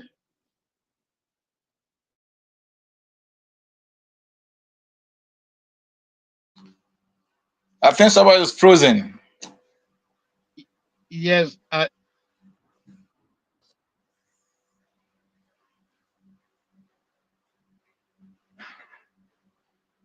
You are muted. You are muted. You are muted, Moses. Okay, sorry. So what I was saying is that while we are awaiting someone to come back, let's continue the conversation. I think we need a multi-pronged approach in dealing with this problem. When I say multi-pronged approach, is that the LDA need to be well funded and equipped. That would be the first approach. And then the second approach would be recruiting individuals who have the know-how. You heard the Reverend say people go to rehab and come back and relapse. And most of the guys who are running rehabs, they have no mental health education. They have no substance use education. These are people that were using before, and they think their experience is applicable to what is happening to their peers. And that is even more risky because when someone goes through withdrawal, that person goes through a medical emergency. That's why you need facilities where nurses are monitoring the progress. Other than that, people can easily die. Unfortunately for us in Liberia, we do not have this kind of resources. You need psychiatrists, you need psychiatric nurses, you need regular nurses that will prescribe medication, you need addiction counselors, you need psychologists, you need clinical social workers, you need a whole team of clinicians. Unfortunately, we don't have that. Some people say, "Oh, well, let's get the people to the church." Yeah, don't get it wrong.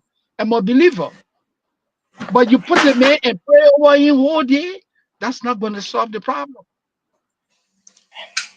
That's why most of the people relapse. So let me stop there and let you guys, take it from there until someone can come back. Yeah. So, actually, I will agree with you, Moses. I will agree with you that we need to have very robust rehabilitation centers, well equipped. I can remember, even though I wasn't in Liberia by then, but I heard about a certain program called the DDR program. I think the real intent of that program was to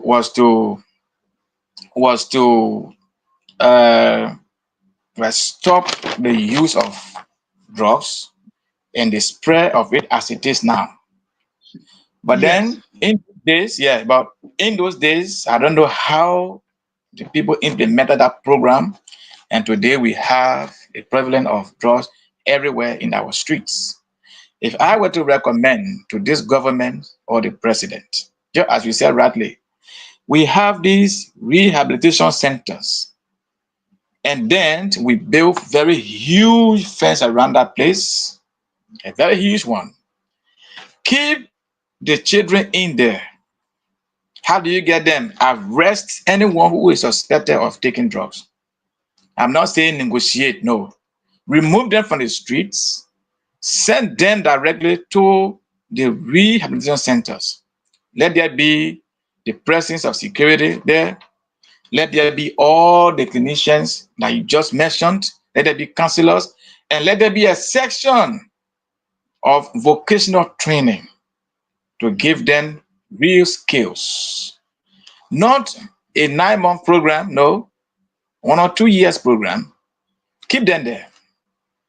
The government will support them, NGOs will come in, and other people will help them. After 1 or 2 years, I tell you, they will come out as responsible citizens of Liberia. Look, you want to attract investors in your country, and you see a lot of people in the streets that are posing fear or threats to visitors because of the way they look. Remove the people from the street that you call Zogos. Take them from the street and send them straight to those centers. We can have 3 of those centers in different regions. Just send them there and let us support them from there. People go there and pray for them and all of that. But it should be kept somewhere and trained, not in prison. No, but train them, give them skills. And I believe when that is done, Liberia will be rescuing its citizens from the menace of drugs. I agree. See, that's what happened. Yeah. Yeah, I agree. We need the right type of people to do the job. We need to invest into it. This is costly, and the government has to commit to it. At the same time, so for example, like in the United States here, we have what we call the mandatory minimum sentences. That is for individuals who are being arrested with substances. They go to court, and the court sends them what? To prison. That's not negotiable. Even in the United States here, we have what they call some of the penalty go as far as what people being put on death row. Of course. Yeah, people are That's on death row depending on the quantity of substances that they bring into the country. Even though no one has been killed or as a result of being on a death row, but they do that to make sure that people who are bringing in substances are held accountable. These are the kind of tough laws that we need in our country. But my brother, you can only do that when the agencies, when the officers that are in the street, those people are paid livable wages. I mean, you live abroad. How do you send somebody? You live in the UAE. Somebody who makes $150 coming to you to arrest you, and you take $500 and give it to that man. What did the man do? The man walk away. Yeah, the man will let you go. Yeah, and go. The man compromise. You said something. When you do not have the rightful people, do the kind of job, then you determine how you pay them. Absolutely. Now we are talking about fighting drugs. That is drug addiction. Do we have institutions that are training people on how to even rehabilitate the very children that are being victimized by these drugs? No. Do we have them? I don't think we have institutions like that. I think there are courses directly where people teach drug addiction. Our universities don't teach that, but it has become a problem in our country. How does a country or how does a university develop curriculums? They look at societal problems. So since drugs have entered Liberia and it has become a national emergency, This is the time that researchers, universities, and other well-meaning Liberians come together and start to develop curriculums and introduce degree programs for even drug addiction, so as to train have people. professionals, so as to have professionals to deal with the issue. My brother, the country has so many problems to tackle. We have to. As we speak to you, everybody is looking at those who are taking drug addiction. But there is also a minority silent Liberians in that country that nobody is talking about. No, and they are the children that suffer from neurodevelopmental disorders, and what we call learning disabilities. Yes. You see, so yeah, so I mean, I agree with you 100%. We need professionals. We need professionals. You know, we need professionals. Look, man, can you imagine this guy, General Bodnicki? He runs a rehab. Can you imagine that? Can we just call him Mr. Milton Bly? Yeah, Reverend Bly, yeah. He says he runs a rehab. What is the addiction education that he has? What is he telling the people in the rehab? Absolutely nothing. Does he know how to even detox somebody? Someone who is going through withdrawal. Does he know how to handle that? The psychosocial assessment we're talking about. Addiction, most of the people who struggle with addiction have mental health problems. That's what we call co-occurring disorder. It means the man has a mental health issue and the man also has substance use problem. When the man comes in for treatment, you treat both problems at the same time. Take for example, if the man is struggling with depression, you can just say, oh, my man, let's work on your addiction issue. As soon as you work on the addiction issue, the man goes back home, he gets stressed out. The man goes right back to the ghetto. He goes right back to the Lagos too. So you gotta treat the problem at the same time. But we don't have the people. I'm not cutting up again. Yeah, go ahead. Let us try to give it to Reverend Bly for what he he's making an effort. Yeah. So I think he's making tremendous effort. Giving his background, I think he has some influence over kinds of people. So they listen to him, and at least he's keeping them there. There was a time I followed him on a live broadcast, something you are doing, and he was showing his facilities. He was showing those children that he personally took from the streets, try to give them some skills. And I think it is laudable.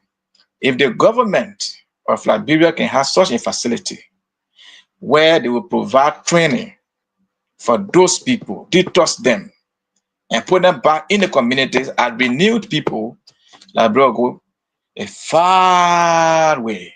But as it stands right now, everywhere you see Zogo, children like this, they are holding a knife in their hand. No, we are joking in Liberia, eh? Yeah, we are playing, eh? Look, where I am now in this country, you don't see anybody like that. You don't. Nowhere in this country you see that. Because you have billionaires in this country who bring their money here to invest. They don't want to see people putting fear in them. So like people just do things practically. Look, arrest the people. Be practical. Go to Broad Street. Anywhere you see them, arrest them, send them straight to the rehab. Deploy security, all the clinicians, get them support, let them eat well. But I tell you no lie, in 2 years, you give the people a new life. They will come back in the communities and they'll become husbands and they'll become wives and they'll become fathers. Our people are dying. They're dying every day. Yeah. You see? Now St. Adelon also has, I think St. Adelon has. He has a rehab too, but He's Yeah. also doing So all the kind of effort, mediocre work. all, yeah, all the effort, can be supported. For me, I just feel the government need to identify real places like what somebody mentioned. They have in is that Mangibi County. They need to also have one in Sino and have one in Lofa and remove the people from the streets. Forcibly carry them there and train them. They are our citizens and they are dying. Simple as that. We have a crisis there. So even what they could do, since the government doesn't have the money like that, you can start on a gradual basis. You start a pilot, right? You set up a rehab, say in that Bento area that you're talking about, right? You make sure. I was talking to you. I have master's degree in social work. Okay. I have 19 years clinical experience working with people who struggle with substance use. You sit down, you ask people, say, are there Liberians with this kind of qualification? You go abroad and attract those people to come. You pay them well. By Liberian standard, if you have a Liberian who works abroad and makes over $100,000, to go back to Liberia is a complete sacrifice, right? So you talk to these people, look, man, this is your country, you come and help us.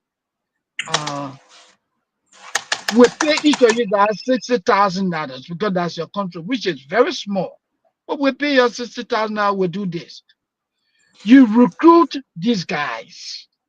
You recruit psychiatrists from abroad because you don't have them in the whole Liberia. I'm told only 2 psychiatrists. And you cannot run a rehab when you do not have psychiatrists. You go out to the West African countries that have psychiatrists, hire them and bring them to Liberia. You hire addiction counselors. Invest into it. When these people come that you say, the first thing they enter the rehab, what we do, we detox them, take the substance out of their body. And then we do what we call group therapy. The purpose of that group therapy or the group counseling is to teach them coping skills that will help them manage the addiction problem. At the same time, we are teaching them life skills. So, for example, the man doesn't have a resume. So he may not well on resume. Oh, my man, you know what? Your parenting skill is bad. That's why they remove your case. Or, my man, look, you don't pay your bills in time. They are teaching you skills that will help you to become more independent. While the man is in treatment, he's focused on his treatment. He's receiving all the counseling services. And if the man have any mental health issue, he's also on his medication. He's being treated. That man is gradually coming back to himself. Then we teach him his skills. Oh, okay. I think they got that back. Then they are back. Okay. Yeah, they are back now. Yeah.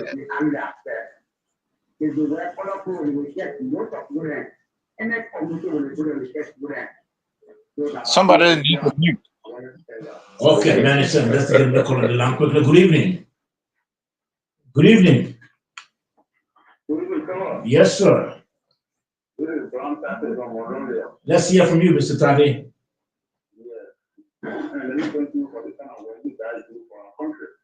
Okay. I'm concerned. The reason I'm concerned is that for the life tomorrow, you have the winning group, even the government officials, lawmakers, I mean, even security officers, media people, everybody's going to march tomorrow. So then my concern is, we are coming from the zero community, whether you are security, you are government official. What happened with the drug booth that you leave behind? What the ghetto you leave behind? So you leave the ghetto and go my way on Broad Street? Then you think that the drug will now? You find by the drug dealers and then you march to go to So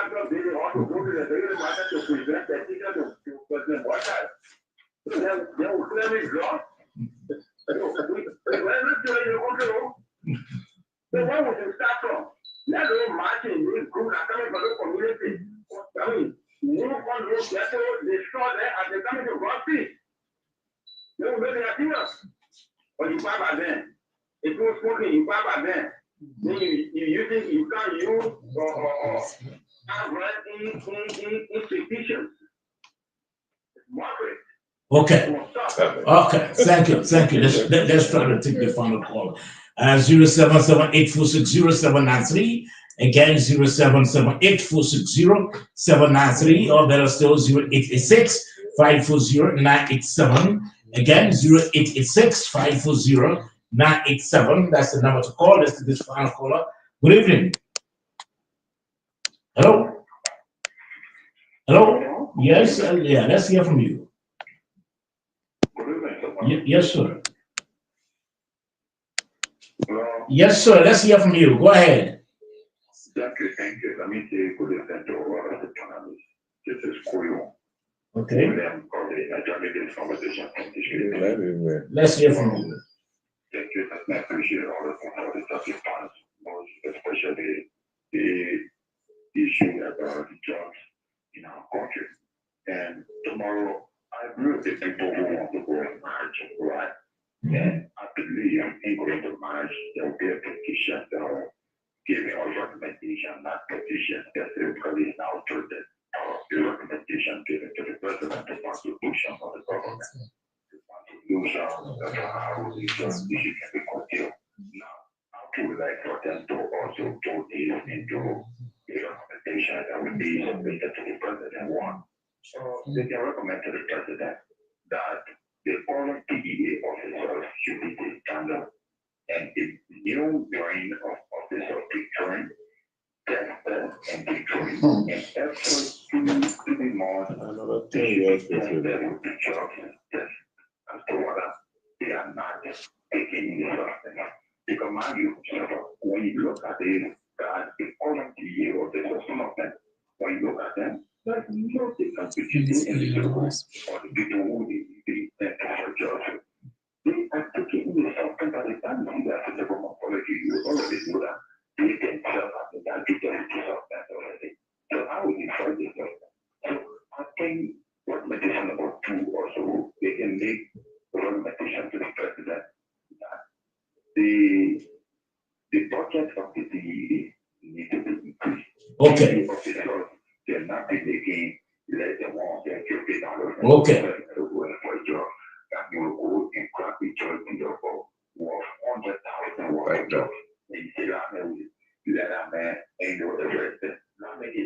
Okay, thank you. Made a point. Let's see the last call again. Hello?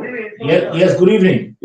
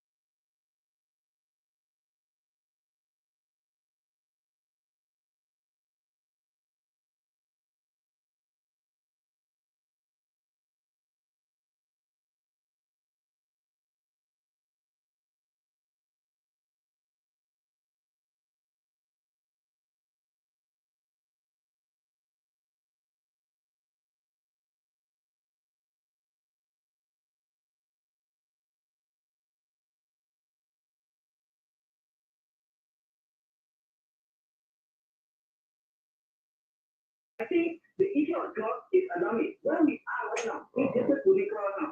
It's just that here campaign free. That it is not easy. It is more like all the community must be more here.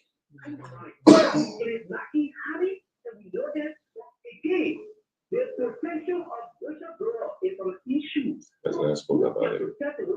We know that. Okay, you make a point. Let's take another call on the line quickly. We'll have to go. Good evening. Yes, sir. Let's hear from you. the drug general was talking about. I want to have important that even if you are campaigning in the country here, we are getting the full entry for the 5 years. And the student when it's 17 like 1 year, you know, put it for 20 years. The student when it's killed, you know, put it for 15 years. And we don't put on law. Okay, okay. Thank you very much. Thank you. Reverend Christopher Toll, let's hear from you.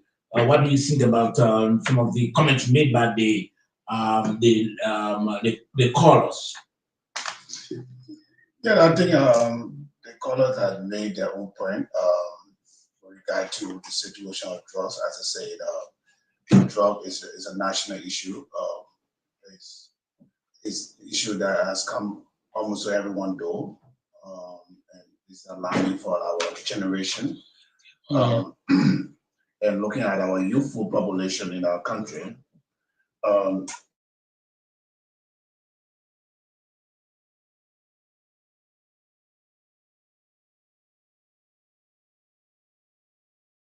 the family trying to say that the parents are the one giving the children drugs.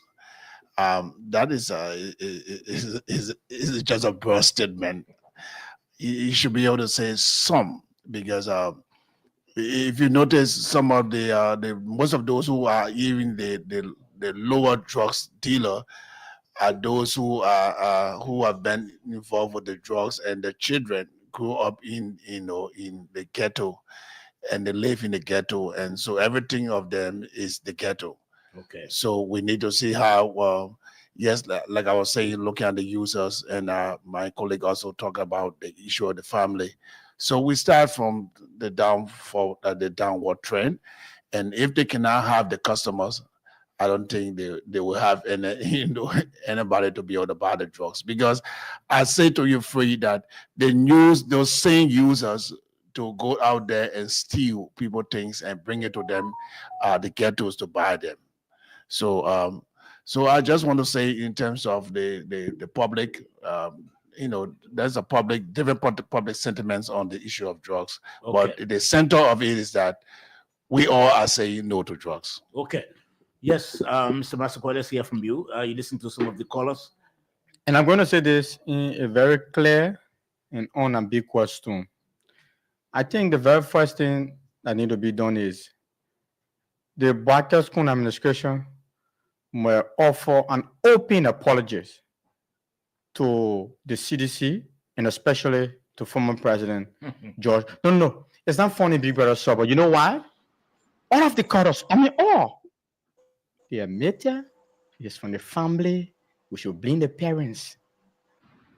This regime, this administration, they blame George Weah because they make it appear like when you are president of the country, it was George Weah importing kush. So it means now it is President Boakai importing Satola, it is President Boakai importing Zumbi.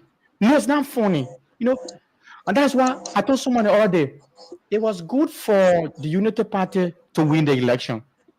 It have informed the Liberian people that indeed our people were victims of malicious and dangerous propaganda. It's not evident, because those same people that are calling today, telling you that the family they must bring, like the parent. Also, you mean parents are giving their children drugs? No, you see, when people want to escape the political reality from what is happening, so the very first thing is the Boakai School administration must now offer an open apology to the CDC that indeed not CDC bring drugs in the country yet. Drugsting is an inherent family issue that can only be solved when everyone all come together. Okay, Mr. Oliver, let's hear from you. Mr. Wisa, let's hear from you. You see, just starting from statement 8. Are you getting me? Yes. I'm hearing myself, Sabo. Yes, go ahead. Yeah, the last speaker is saying the United Party government should apologize to the CDC by saying that they are the one breaking, or they were the one breaking drugs in the country. Listen, during the election, we saw a group of seditions, a group of women, a whole group of sedition marching and calling for Kush. We have a video. We want Kush. We want Kush. We want Kush. And there were no official statements from the government. President Bwaka recently is a friend to Dominic Molu, who was arrested with $36 million Liberian dollar drugs in the president house in rehab. Dominic Molu. Do you know President Joseph Bwaka and Dominic Molu, who were recently arrested for $36 million Liberian dollar drugs? Can I let my talk here? Yeah. I want to say this because if you say this government will apologize, yes, that's what I'm saying. That there was no statement made.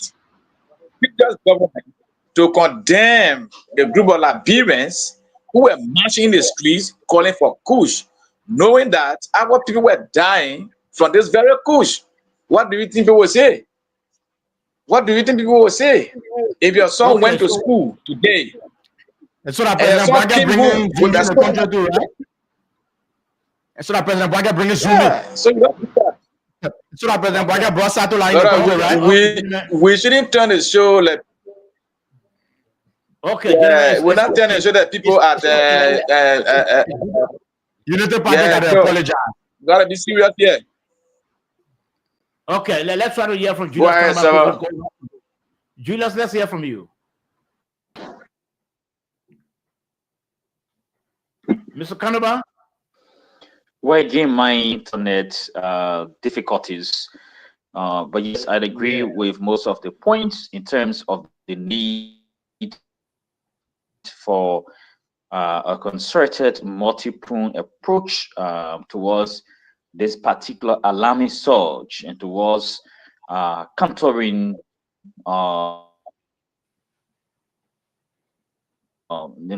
drugs in the country. And this is essential. The government as a whole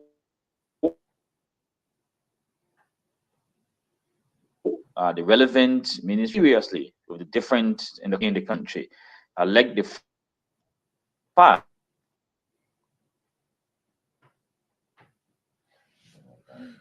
Okay. I think we'll have to conclude on this note because the internet is it's causing serious disruption.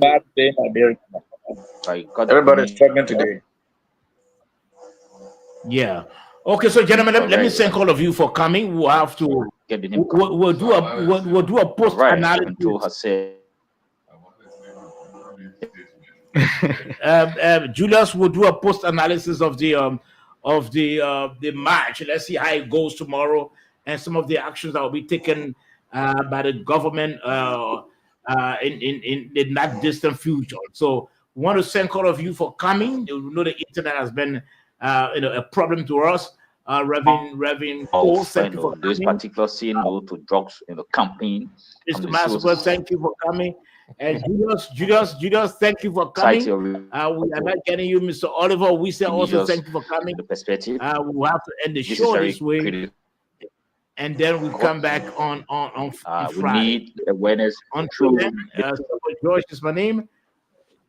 Let's end the show. Have a pleasant night. Thank you.